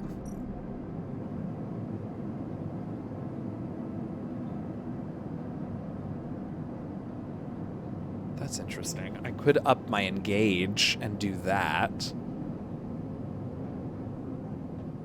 But I definitely am not spending money on anything. Is Dragos really the only one that's going to pay me right now? All right.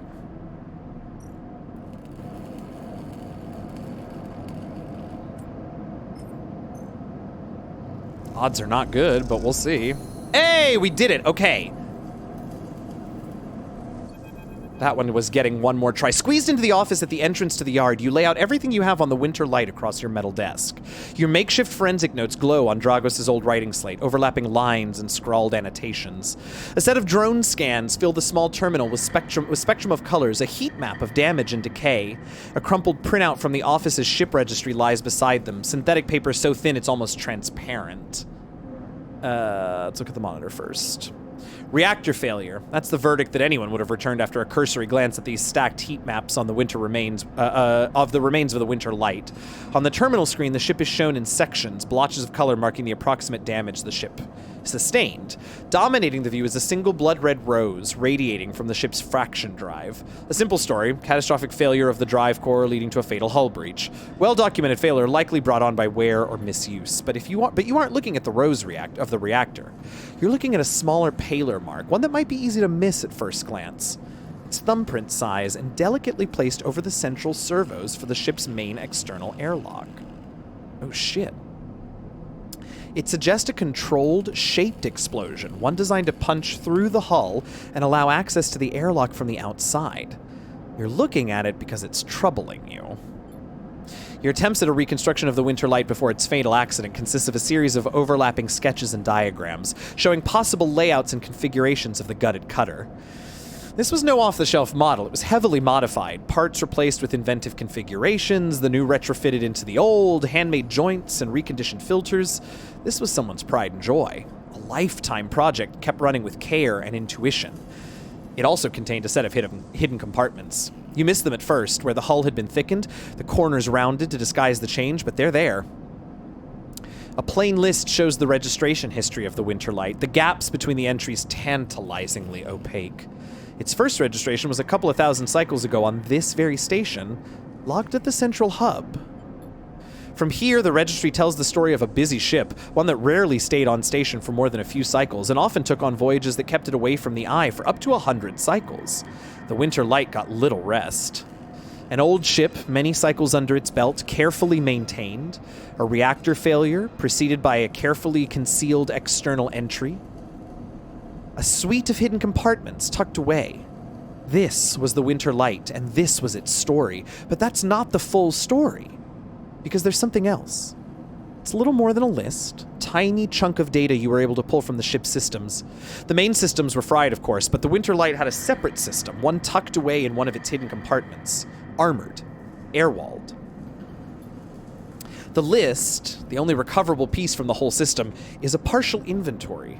It details the contents of hidden compartments. Some of it you recognize, some of it you don't. Ship-mined ROMs, shimmer, cryo-chain codes, and then the final entry. Passenger. Sleeper. You stare at the list on the terminal and try not to think about what it was like arriving here. In the cold for so long, half frozen in the freight container. Had this sleeper been smarter? Luckier? How had they convinced the Winter Light, a smuggler's ship if you ever saw one, to extract them from S and Arp? Luckier, you laugh. There'd been no remains found in any of the Winter Light's compartments. You'd checked. They weren't so lucky, you guess. Not in the end. You hold up a vial of stabilizer to the light. This was all you find in the compartment. Thank God I don't have to pay for it. A parting gift from S and Arp. Won't go to waste now. Put it back in your pocket. The thought still bothers you, though. 2 ships carrying sleepers coming into the same yard? 2. One after the other. That feels wrong. You flick back and forth between datasets on the terminal, thinking, and you see that thumbprint again, the mark of someone trying to get in. Someone who entered the Winter Light with precision and speed, and when they were done, left the reactor to clean up the rest.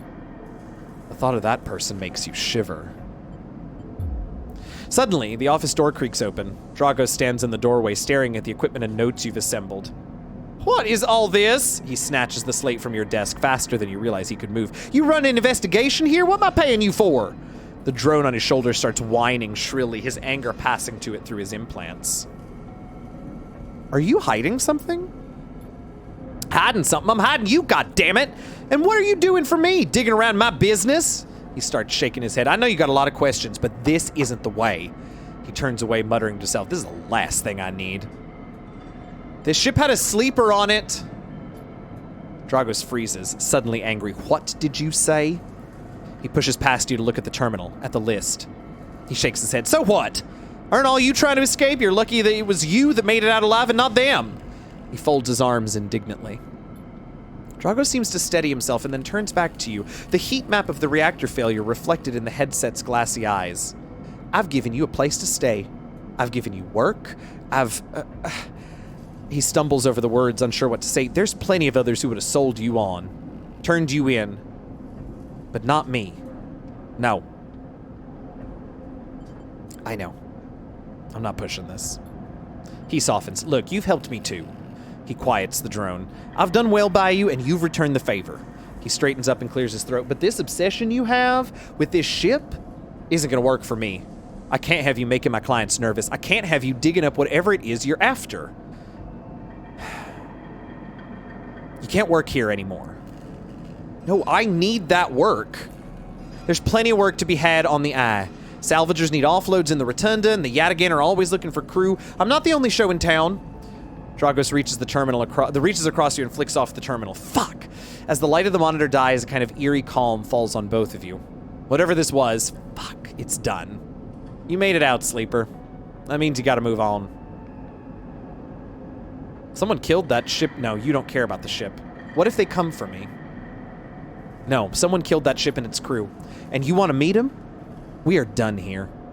In the dark, Drago's headset glints, and you wish for a moment that you could see his eyes and meet them. Maybe then he would understand. You get it from the desk, and Dragos gathers his notes, shuffling them into a pocket of his overalls. He holds the door for you, his headset expressionless, as always. You can stay in the container. I won't take that from you. Don't come back. His tone is final, definitive, and with an edge of disappointment. You walk out of the office, then out into the yard, not stopping to look back. Fuck. You leave the yard, thumbing the vial in your pocket, knowing that this, at least, guarantees you a little more time.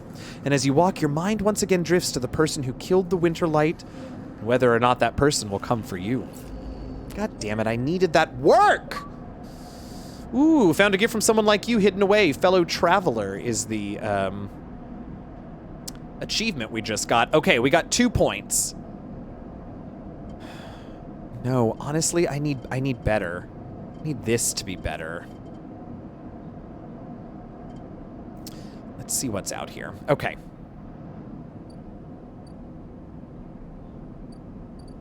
Are you not in yet? I thought you were in. Guess not.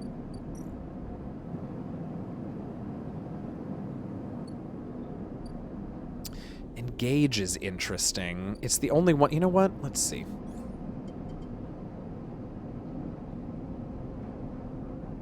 Oh. That's gonna take longer, though. Interesting.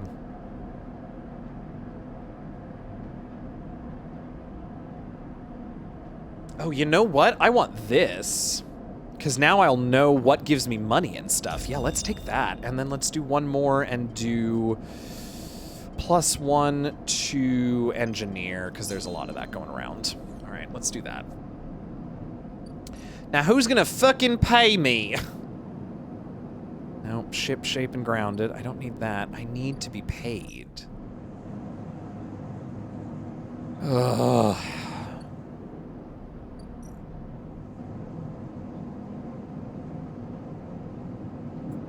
Well, I can make this a 5. Let's do that. Oh, you only gave me 1? Oh, because it was the neutral outcome. Fuck me.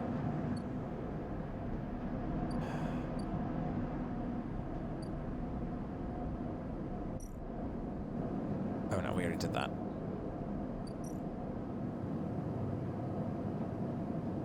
Ship mine fragment discount. Oh shit, I do want that.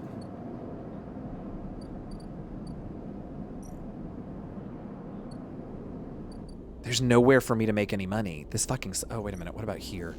Oh, I could sell...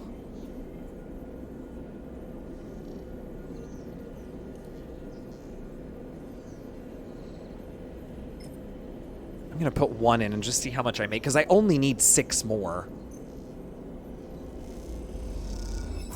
Ugh, okay. And we got a trusted trader dot, which is great. We have to spend this, and we have to spend it now, and we have to spend it on this.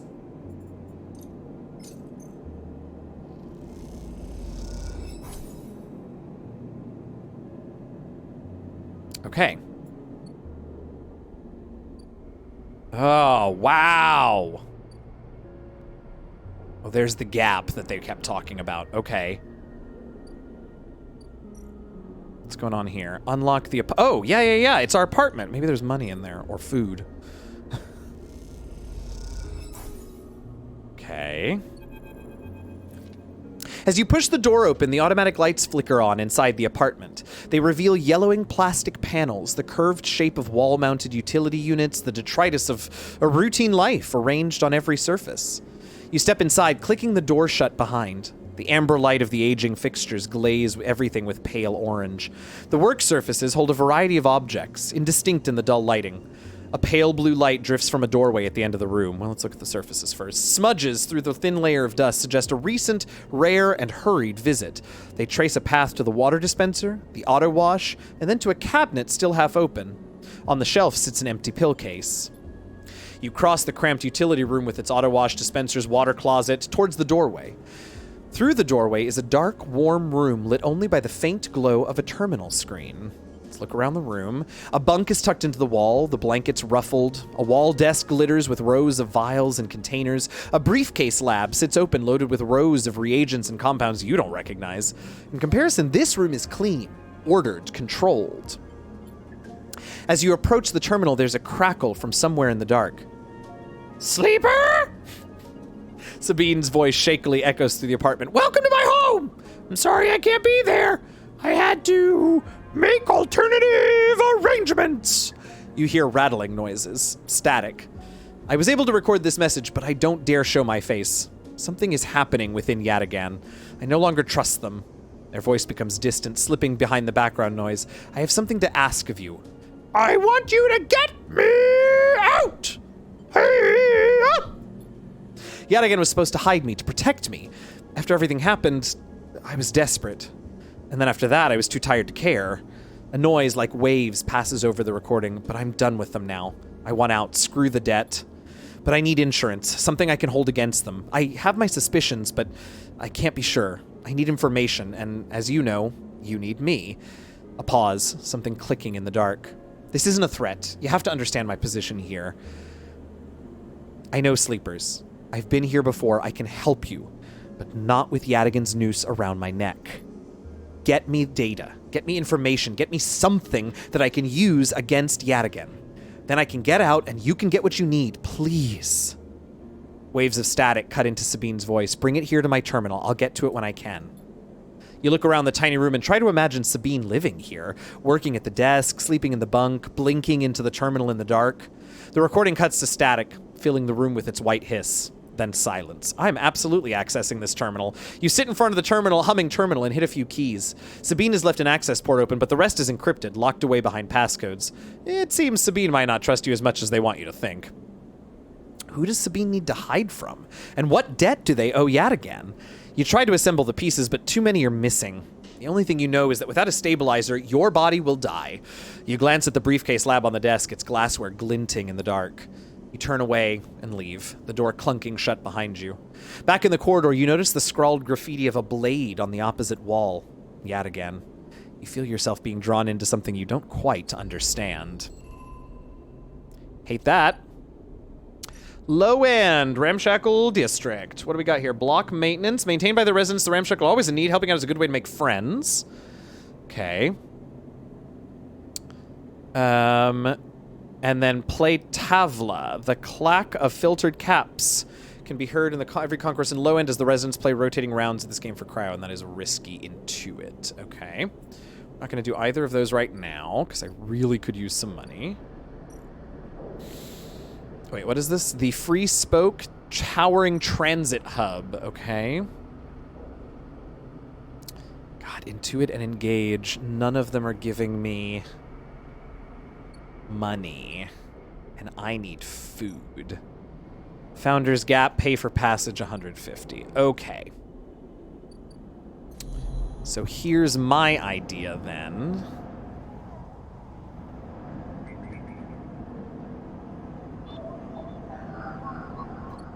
There's a 2 for Havenage.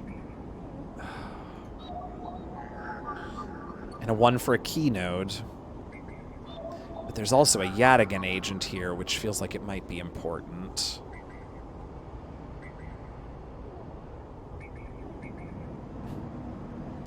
No, I want to... No, I want to do this. Let's get this agent...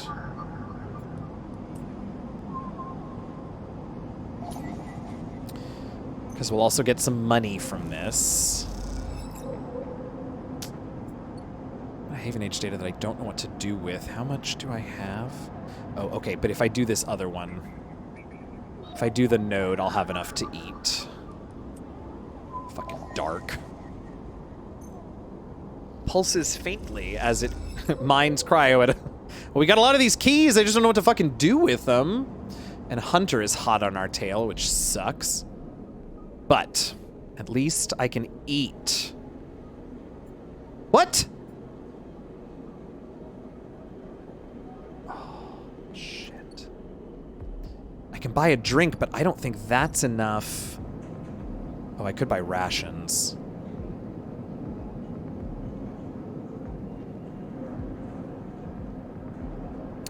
Yeah, I need to not be down dice tomorrow.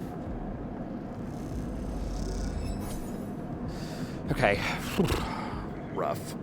I have no money. I have... Ugh. Jesus.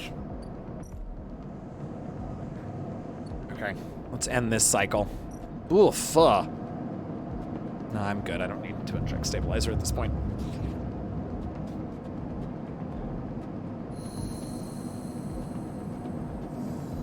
I know. Ooh! That is not a bad... roll. It's a shame I've only got the 4. That's irritating. Okay, what am I doing? Disable the tracker. I don't know what to do because he's just not there. Oh, but this is done. Let's see what this gives me. Ankita is crouched in the computing core of the ambergris, swearing to herself while you enter. She doesn't look up. Ugh. These shits completely ruined the core's connections when they cut it.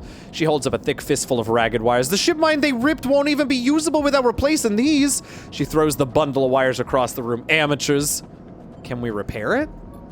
There's nothing to repair. We need an entire ship mine, not exactly the first thing you can expect to dredge up from a scrap freighter. She sighs. Fragments, maybe. Sections of a mine? But a complete ship mine? No way. Ankita climbs out of the cooling well where the ship mine should be. The space suddenly crowded, with her on the same level as you, towering over you as she stoops beneath the low curved ceiling. Come on, nothing to be done here now. She leads you back through the guts of Amber, though you could find the way back yourself. The repair process has left you familiar with the cutter's idiosyncratic layout, all diagonal angles and bundled tubes. What do we do now? Ankita seems lost in thought, and you focus on the corridors, ducking below conduits and passing through bulkheads. Eventually you arrive in the galley, though it's hard to tell. Most of the benches and prep surfaces are covered in half-stripped components and welded hell patches. Ankita shoves a box of filters to the floor and sits. No way around it, she starts out of nowhere. We need a new ship mind. Where from? Scrap freighter, ord exchange, hell, find one in the overlooked bathroom. Doesn't matter where, it just matters that we get one. It's two of you that want a ship mind, and I'm struggling for scrap. She rubs her forehead. Seems I'm about to do something very stupid, but hey, I came here, didn't I? Why not make a run of it? She fixes you with a hard stare. Sleeper, you're all I got. No crew, no friends, you're it. She looks uncomfortable. I appreciate the time you put in on Amber, and I'm sure she would too if she could. What I'm saying is, if you screw me on this, I will kill you. Awesome. She leans over and hands you a stack of chits. A big stack of chits. You don't dare to count them. Give me that ship mind, Sleeper. Don't make me regret this. You won't. She sighs. Look, just get out of here before I change my mind. You slip out of the galley and head back toward the main lock. As you do, Amber growls and creaks like a caged animal. You reach out a hand to calm her. Time to find Ankita's ship mind. Somehow. Okay, so we suddenly have 100 credits. And I think...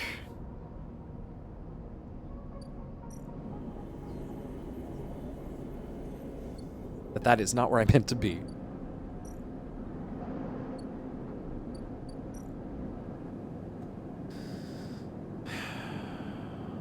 Interesting. I could just buy scrap, but the problem is I don't understand how I get to the... What is it that I need to get to? The Ort... what? Build a ship mind. The Ort Fabricator. Track that. Oh, I must just need a ton of scrap. And then something... Oh, and then maybe Trusted Trader. All right, well, let's do a Trusted Trader here, then.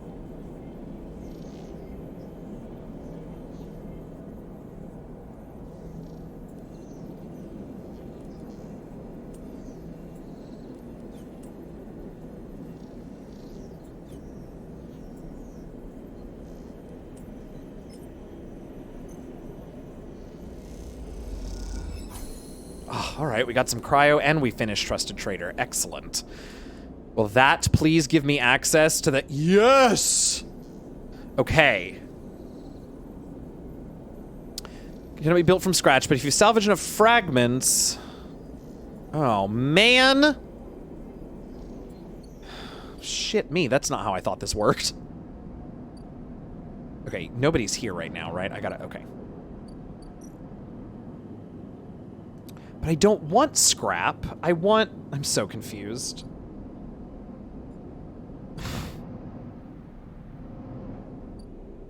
I just don't understand. I don't have them, nor do I have any... Right? That's not it.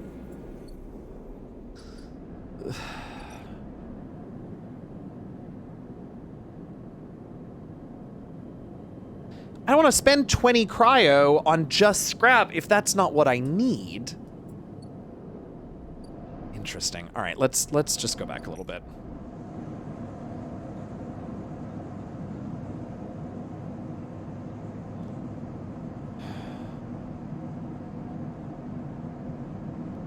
I could put the 5 here and get an automatic success. Oh, or I could just put the 6 here and get an automatic success.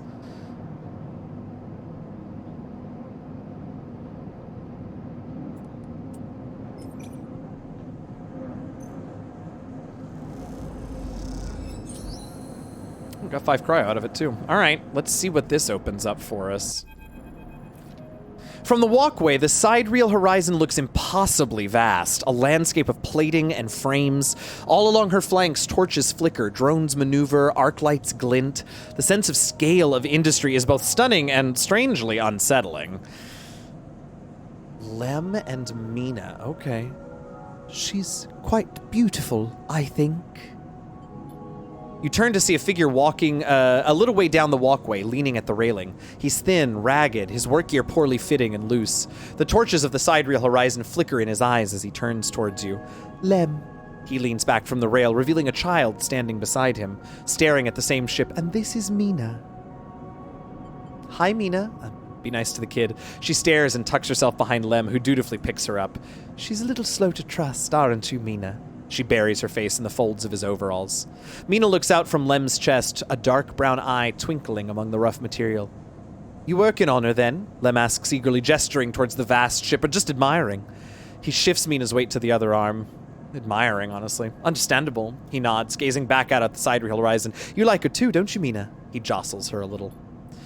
She's Mina and my ticket out of this place. Our escape victor. What?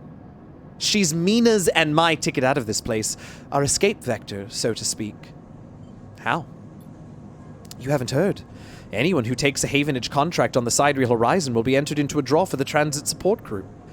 We won't get to sleep the journey through, but a couple of decades of service will be nothing for me and Mina if it means landfall on a new world.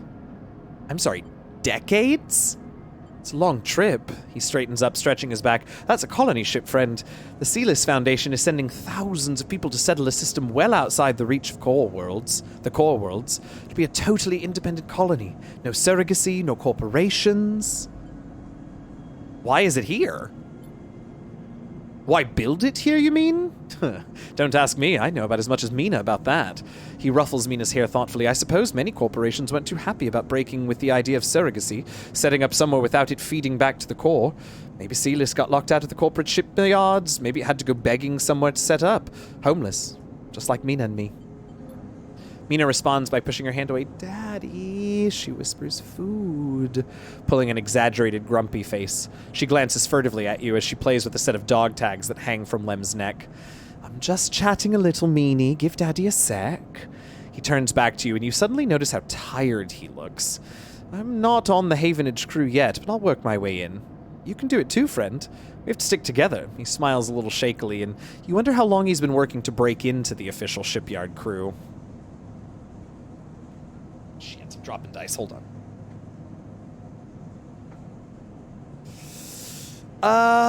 Yeah, maybe. He looks out at the sidereal horizon as if trying to pull energy from those flickering torches. From the vast hull. Got to hold out, okay? You aren't quite sure if he's talking to you. That's how it works. While he stares out, Mina catches your eye curiously. You agree, Mina? She straightens up and meets your eye. Daddy loves me. She says it stubbornly, daring you to question her. Lem smiles and lifts Mina. That's it. We hold on. He smiles sheepishly at you. We're a couple of softies, isn't that right, Mina? He sets her down, standing by his side, and she clings to his leg. Gotta go feed this one. He pats her back. Maybe see you on a shift, huh? He turns and they walk down the walkway away from the shipyard. You see them talking a moment later. And then a moment later, Mina turns and stops. See you, robot. Her shout echoes down the walkway and she flashes you a parting smile before running to catch up with Lem. You watch them a little as you turn back to the impossible scale of the sidereal horizon. A ticket out. God, a new drive. Why do we have so many fucking drives? Win a sidereal ticket. Yeah, I guess. Havenage offices, sure. Fragment supply, what? Oh. Yadigan data. All right, well, I might be able to get some of that sooner than later if I go into the other place. Unit assembly. Oh, this is interesting. Subsystems team is looking for new members. Okay, so, ooh, an interface and, oh, this is great. We love it here. We get money. We get +1s on both. I mean, we're definitely going to do systems fitting first, but.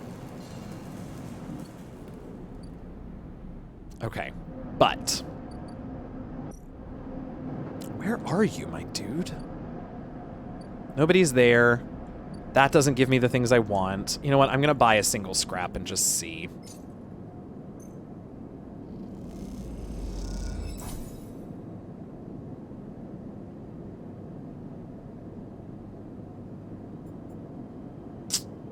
Okay. I don't think there's anything left to do. Yeah, not without a ship mind. You also want a ship mind. Fucking hell. Oh, let's do this. We have the money now. I know this is supposed to be for the ambergris, but we made some money on some of this stuff. Oop, thank you, Sundu. Yep, I started to slouch. I appreciate you. Okay, and that gives us a little energy, although we're gonna have to go eat anyway, but let's see what happens here. Oh, shit. The glass shatters on the steel bar beside you, and the taunts don't take long to follow. Uh-oh. Hey, Haunt! The spacer calls across the room. What are you doing here? He laughs at his own lame joke. Playing human? I'll shout back. You spin back off your stool, scrambling for words. A hand falls on your shoulder, but as you flinch away, it pats reassuringly. You freeze in space. Out! The voice comes from behind you, spat out like a shot. You turn to see bright eyes, dark hair, a stare that could breach the wall and vent you all into a hard vacuum. As you turn back to the spacer, the second glass comes sailing through the air. Oh, I'm gonna catch it. You reach up a hand and the glass shatters across your forearm. Fuck me! Showering you in fragments. Through the haze of the glass and Girol vapor, you see Tala leap the bar and close the distance to the spacer. The thud as he slams into the wall echoes around the bar like thunder. I am making bad choices in this game, y'all. We bring so much attention to ourselves. Now flanked by other figures quick to their feet, Tala throws the spacer out through the door and stands silhouetted against the rotunda lights. You touch your arm and it feels wet. Fuck me. Someone helps you back to your feet and back onto your stool. Broken glass rattles as it's cleared, and a fresh measure of Girel is glugged out in front of you. That same hand, warm, heavy, falls on your shoulder once more. He isn't coming back. We don't tolerate that kind of shit here. Tala flops onto the stool beside you. Let's get a look at you. Tala wipes the powdered glass from around the wound, and someone places a bottle of alcohol in a metal tin with tweezers on the bar. She disinfects them, and then turns to you. That was an ambitious catch, she smiles, pulling a sliver of glass from your forearm. Stupid, but ambitious. You don't feel the pain, only the sting of status messages your body delivers concerning dermal damage and exposed structures. You do feel the care, though, as Tala's bright eyes search your thick synthetic skin for splinters. I want to watch her. Tala works with the skill of someone who's had to pick glass splinters from the skin of a stranger before. She hones in on each bright shard, all the time tapping the tweezer tips in little rhythms that only she can follow. Tala smiles to herself. So you've been on the eye long? Long enough. She laughs. Hey, you don't need to act tough with me. A splinter clinks into the tin. Not everyone is like that idiot. We don't all hate you. She glances around. Some of the regulars maybe they fear you. Maybe they're just curious. I don't know. But I do know that the Overlook is a safe place. I know what it's like to be new in this place. Trust me. She meets your eye. I'm not trying to convince you of anything or separate you from your chits. I just want you to know that if you need somewhere, you can always come here. I know the rations we've got aren't much and the company is limited, but if you need work, I'll happily put you behind the bar, and if you need shelter, well, we can discuss that. You'll be safe. I usually have Francis on the door, but he's up in the Greenway this cycle, haggling with the supplier. Francis tends to be particular about what we serve, even if the clientele isn't. She places her tweezer in the tin with a clink. That's you, sleeper. Here. She slides the glass of Girol up to you. This'll help. She stops, her hand still on the glass. Wait. Does this help? I mean, can you get drunk? Let's find out. No idea. She laughs. Well, keep trying. I'll let you know if I see any difference. She walks back around the bar, gathering the glasses as she does, and before long is retelling how she threw that spacer out to a new group that just wandered in, complete with dramatic actions. She gestures in your direction, and you instinctively look away, back to the worn surface of the bar. You take a sip of the Girol. Oh, no, not at all, Tardigrades. I got to what you mean. You take a sip of the Girol. The earthy fungal tones fill your senses, almost blocking out sight and sound, like diving headfirst into a bog. You may not be able to get drunk, but this connection to something grown, something fermented, something old, feels good. All right, what can we do here? We can take a bar shift, which is risky, absolutely hilarious, and we can buy rations. We're actually not desperate for food right now. Oh, wait, what do I get from this? Cryo. And presumably... I don't know. Okay.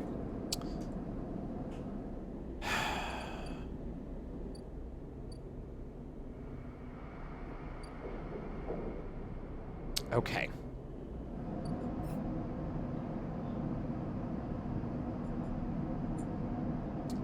I can't do fuck all with Fang right now.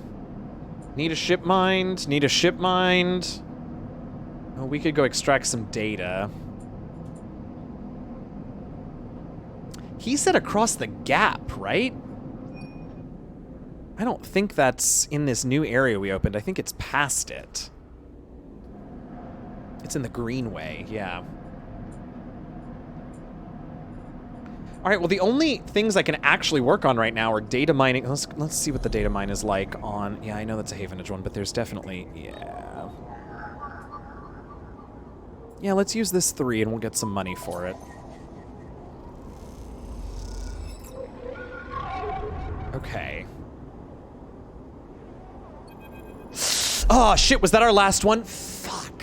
I forgot about this. Those familiar threads warp around you, bind you, test you. Entity submit. Hunter's strange head bobs in your vision. Your ally in the sealed dock cannot save you. In that globed head, you see whirling strings of data. It's a very fun creature. There's data, so many spinning there that they threaten to tear through the thin skin and whip out into the void around. What happened to this creature? The threads squeeze, and you lose any sympathy you might have had. You must escape. You lash out once more, pushing Hunter back, severing threads that regrow as fast as they're broken. As you slip away, you realize you have to find a way to deal with Hunter once and for all. This is getting too dangerous. Yeah, but... Okay, I don't have, and I don't want to spend a 6 on that anyway. I have info. Oh, here we go. Oh, but you're going to want me to leave. Is it? Oops, not that, not that, not that. Yeah, you want me to leave 3.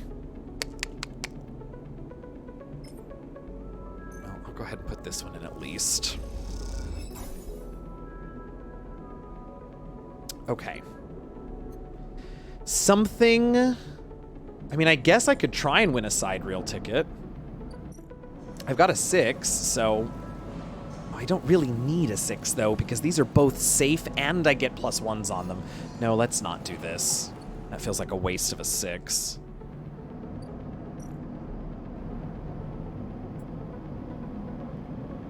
No. Oh, is somebody here now? Oh, geez, no. Here? Yes, but... I mean, it gives me money, which I'm not desperate on right now, is... Oh, wait a minute. Yeah.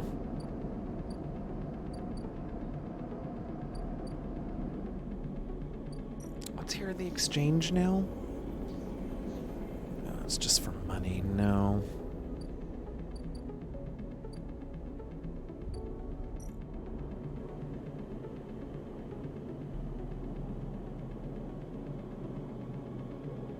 Oh, I could play Tavla and get some low-ender stats. That's not a bad idea. Or I could try and climb this thing. Are any of these dangerous? Is this dangerous? No, so let's use it on the dangerous one.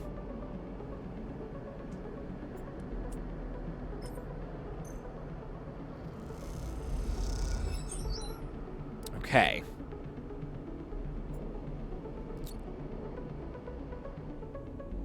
Is that my last die? Yes. Let's go home. I do think I want this now. Because we're getting pretty low, and I would like to have my 6 dice back.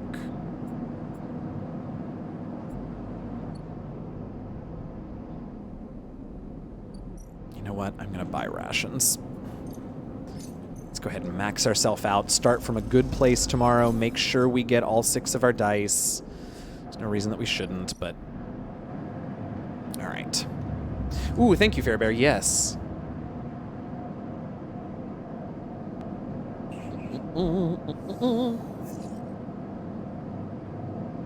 I mean, mediocre as fuck, but... We got a couple of pluses, so that's okay. I don't have any points, do I? No.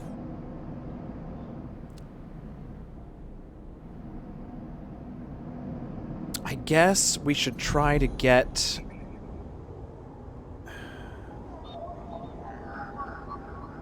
Yadigan agents.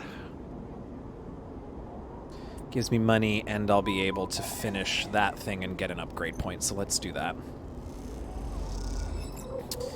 Okay, and Hunter's still pretty low, so I've got time. Oh, fuck, is there... Okay, I was gonna say, is there no more? 1 and a 3, using up all our 3s, but that's okay. Alright, now... Let's go. What is this?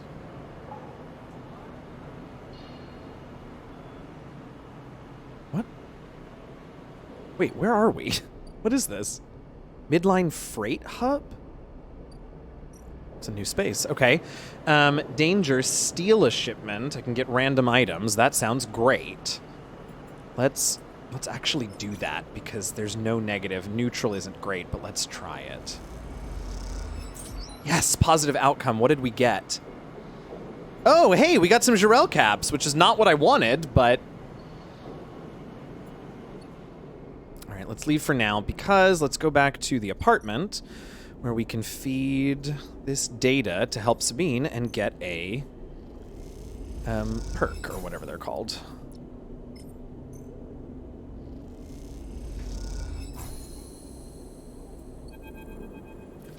As you turn away from the terminal, the final cache of Yadigan data uploaded. The air crackles with white noise. Sleeper! Sabine's voice, weaker than before, comes through the haze. Sabine? A sigh of relief comes through the layers of noise. The call must be coming from somewhere on the station. This has to be short. I don't know if the Yadigan are monitoring me. The voice is hushed, distant, but you try to focus on it. The data you've been bringing in from Yadigan agents, there's something in it I don't understand. A shrill howl rattles through the signal. This data is all gleaned from their implants. Records of integration with their nervous systems, performance analysis, error rates, usage data. I installed many of these implants, and I didn't enable any of this functionality. Their voice dips under the level of the noise, like a swimmer slipping beneath the water. You listen to the waves for a few seconds before Sabine reemerges. It has to be somehow backed into their wetwares interface. And that's not all. The systems compiling this data are connected to some kind of transmission protocol. It's being broadcast. Keep going. Every Yadigan enforcer is equipped with black market implants, retinal enhancements, adrenaline boosters, pain suppressors. These implants are gathering data on themselves, on the enforcers' bodies, on their performance. But I can promise you that these foot soldiers have no idea this is going on. The background tone switches, dropping to a grainy rumble. If they knew, I don't imagine they would be happy with the situation. Yadigan could have a mutiny on their hands. You lean towards the terminal, straining to listen to Sabine's faint voice. I need a few cycles to pull all this together, but this might be the information I need to pressure Yannick into releasing my debt. Who the fuck is Yannick? He's one of the heads of Yadigan. They pause. It's better you don't know him. Keep it that way. Suddenly, a banging echoes through the call. Sabine's voice is suddenly whispered, panicked. I have to go! Come back in 4 cycles! Then the sharp crack of a disconnect and silence fills the apartment. You step back from the terminal. What does Yadigan have to gain from monitoring its own members? You try to recall what you know about the gang, but you have little to go on. You think of Toshiro, Sabine's minder, his mirrored teardrop implants set below hard eyes. What data could they be gathering, and more importantly, where are they sending it? You reflexively rub your forehead, trying to think. Can you really trust Sabine? How did they come to be Yadigan's doctor in the first place? You think of their kindness, their care, but also that glazed look of recognition that they gave you when they first met you. Yeah, they used to work for corporate, it's fine. That look stays in your mind as you slip back out of the apartment, glancing around as you close it up and drift into the corridors of the station, unable to shake the unpleasant sensation of being observed. And now we just gotta wait, because that's what we always have to do, is just fucking wait. Okay. I don't suppose I can pay now. No.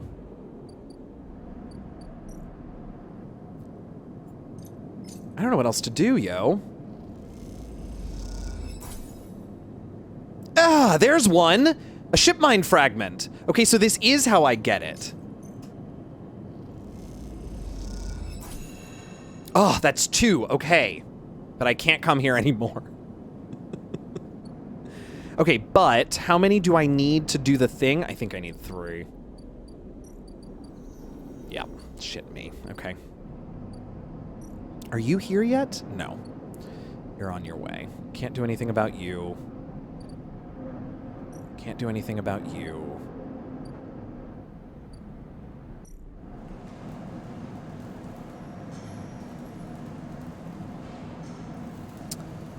Real quick, what's the engineer perk? Ooh. I'm gonna do that then.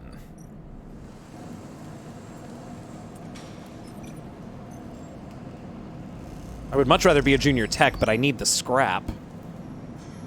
Didn't get what I wanted there. Let's do the last one.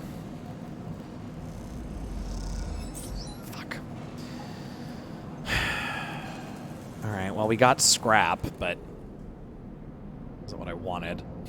How many of these do you want? That's what I thought you wanted. 3.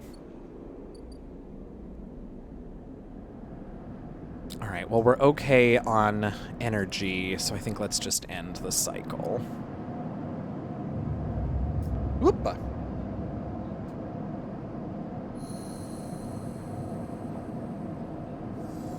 Yeah, I know. We're gonna... Ooh, a 6 and a 5, and then 3 motherfucking 1s. Okay. You're almost done, although something bad is gonna happen when you fill, which I hate. Your tab's almost ready, which also is gonna be expensive. You've got a while.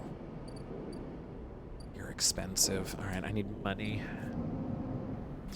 Okay, where are our risky things? You're both safe, so I could literally put the 1s here if I needed to. I might lose some cryo, but it's not the end of the world.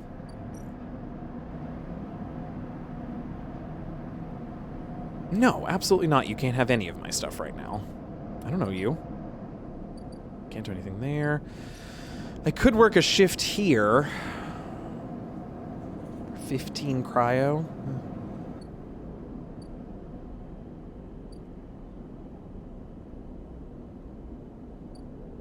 I need a thingy there. 19 cryo. I could put the... Yeah, I could put one of those in there. I need food. I'm gonna go ahead and...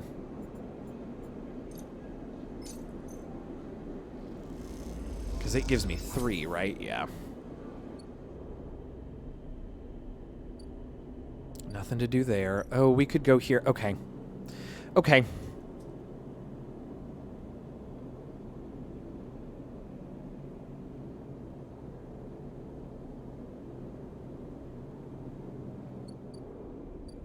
Let's have a look in here real quick. I've mostly cleared this stuff out. Oh, let's clear this last havenage. Are you kidding me? Ugh!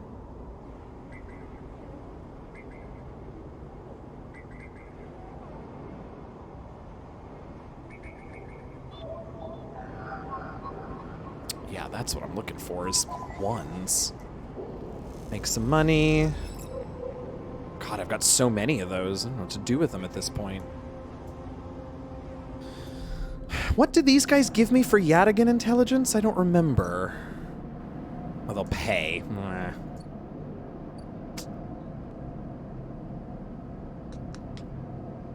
Okay. So, let's do... And then what is this?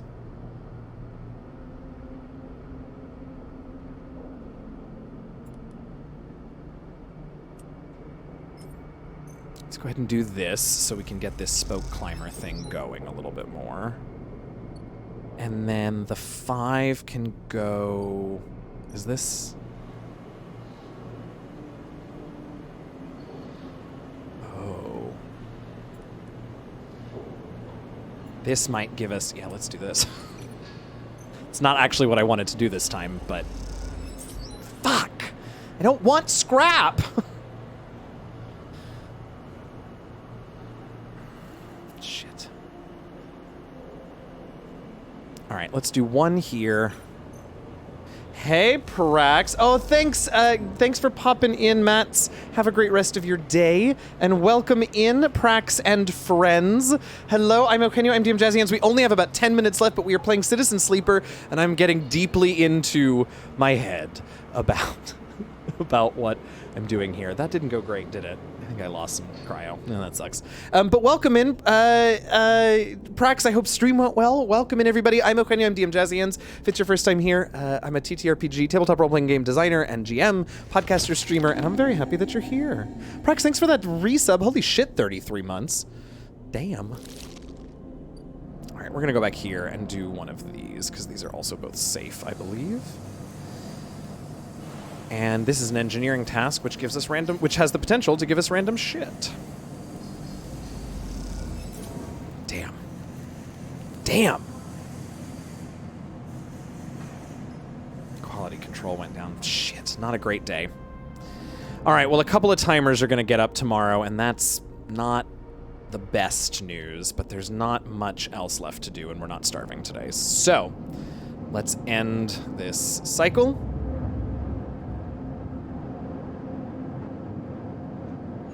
Yeah, I know, shit's going down, I understand. God, what a middling set of rolls. That seems bad. It's been more than a few cycles since Feng confronted Hardin, and the silence has been noticeable. In your time with Feng, you haven't exactly found him to be reliable, but you did expect to hear the end of whatever plan he put into action. But if he won't come to you, you think, as you approach the Havenage building, then it's time to come to him. After all, he did promise to fix your tracker, and you're getting nervous. As you approach the bay doors, you see them wide open and light pouring out of the once dark room. Stacks of servers and terminals sit outside the bay, suddenly robbed of their mystery by the bright flood lamps. A figure in Havenage security fatigue steps out of the bay as you get closer, carrying a stack of hardware. I mean, we're gonna see what this is. As you get closer, you see the security officer taping up the machines from Feng's stash with what looks like hazard tape. This isn't good. Ah, you again. Hardin is there, leaning beside the bay entrance, so calmly that you barely noticed him. He has a slate in his hand, an inventory of seizures scrawled across it. Predictable. Further evidence of Feng's collusions. You see another security officer come out of the bay and take notice of you. Honestly, I kind of want to run, but I will ask where he is. Feigning ignorance? Or perhaps just abandoned? Hardin shakes his head. I believe you should choose your conspirators more wisely. I almost feel sorry for you. Hardin pushes away from the wall and comes closer. Don't worry, Sleeper. We all have the evidence. We have all the evidence we need. A confession won't be necessary. He gestures around at the stacks of hardware, spying on fellow Havenage members, hoarding Solheim materials, an obsession with corporate data. It speaks for itself, does it not? I'm gonna stay quiet. Nothing to add? He looks up at the glass roof above and the stars beyond. We are the ones that provide oxygen you are breathing, the light you are seeing, the systems you use every day to live out your cycles. This place was hard fought for, Sleeper. It took work, diplomacy, and strength to stop the eye descending into chaos after Scholheim collapsed. Not blind conviction or self-interest. Feng is not selfish. I know all about the background of our mutual friend, Sleeper. Don't you worry about that. His parents would be sickened by the damage he is trying to do to the institution they helped found. You see, Sleeper, we are proud of our history here. Andre Erlin and the First Union founded this place. The Havenage has welded his values into the station's very walls. We will never turn away the hard-working, the just, the true citizens of the Eye. Havenage aren't a gang like Yatagan. We aren't pirates like half the spacers you meet in the hub, or esoterics like those Haifa radicals in the Greenway. We are the backbone of this place, proud and true. We named Erlin's Eye, Sleeper. This is our station. He meets your eye. So please, take your false accusations elsewhere before I decide that I need that confession after all. There is no need for me to provoke this man. If you have any pride, you'll give up Feng the moment he contacts you. You know where to find me. With that, Hardin turns his back and walks toward the security officers, ordering them to continue the clear-out. As they do, something catches your eye among one of the server stacks. A crumpled, hand-printed box of synthetic chewing gum, a penguin character grinning from the brightly colored card, and scrawled onto it a speech bubble reading, "Take me to Tambor." Yeah, I'll take it. You carefully pocket the box, making sure no one is watching, and then turn away. Just as another sack of servers is wheeled out of the bay. What have you done, Feng? And where the hell is Tambor? Okay. We also, before I start spending any money, need to go pay his tab. Oh, that could have been worse. Yeah, that could have been worse.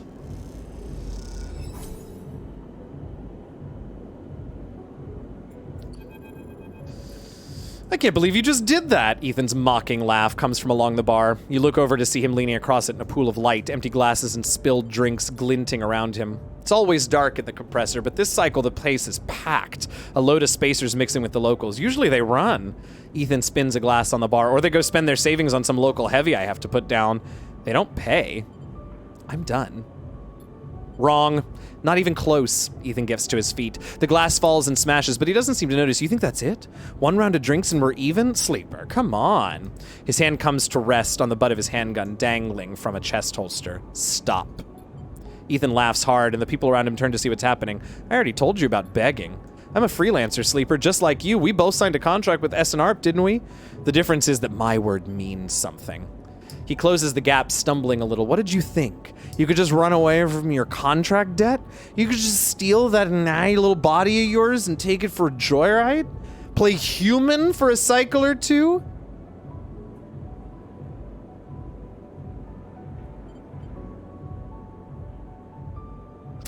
I'm not nothing like him. He's a shithead, but you just don't understand. It's you, Sleeper, that doesn't understand. Some of us pay our debts, but it's all the harder because of idiots like you. Though I should thank you. Ethan nods, his head heavy. For giving me such an easy job. I'm used to outlaws, you know, real bounties. If I knew catch and saddle escapees like you was so easy, I would have changed clients ages ago. Someone shouts from the back of the bar for Ethan to shut up. He holds a finger in that general direction without turning around.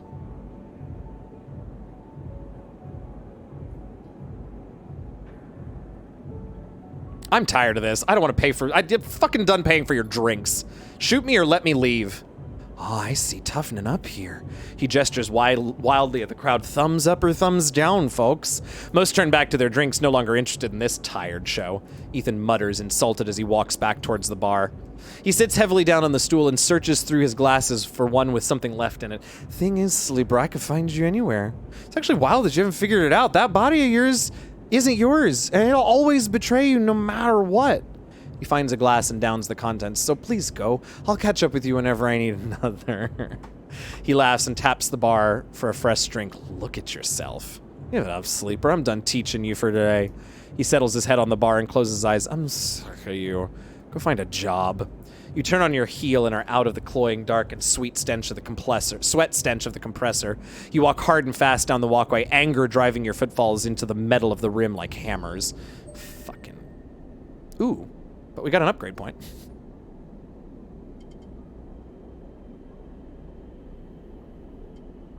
Interesting. We could sunbathe at home for energy. Ooh, it's 6 o'clock. Okay, let's pick this real quick. Actually, let's not pick it. Let's see what we have going on. Wait for Sabine to make contact. She's not ready, is she? No. Where the fuck is Fang? What was this? Sell ship mind. Export Matsuoka. Buy a ship mind? Well, fuck me. I mean, I don't have the money for it, but shit.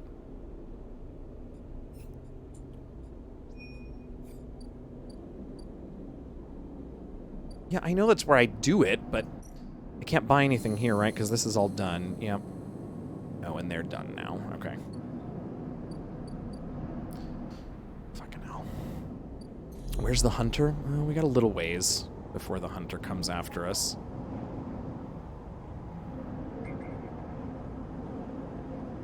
What's this? Oh, it's just a haven edge agent.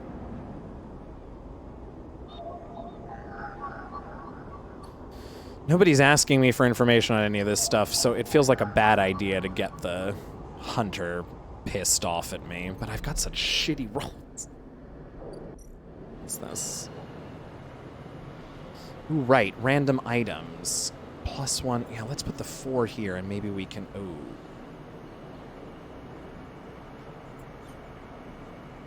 I hope that this just closes off this option. I hope. Come on, come on, come on. Yes! Yes! Ah! I got 2 loot boxes, stole 3 shipments just to see what was inside. Yes! I got 2 cores.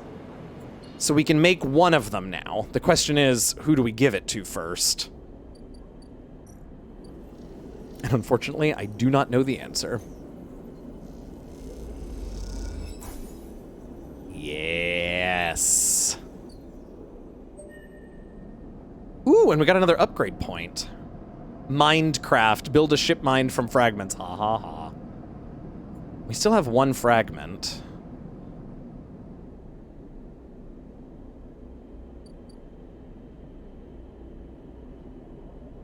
We need money. That's what we need. We need money.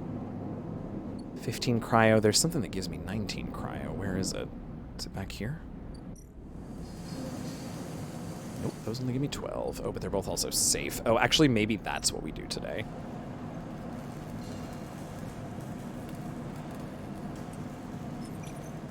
I could use some cryo, please. Yep.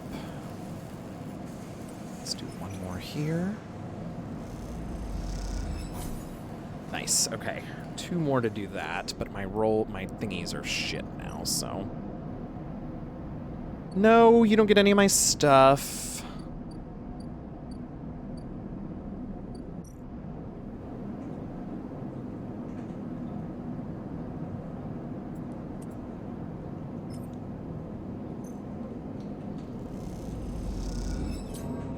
Negative outcome. Whoops, lost some energy on that one.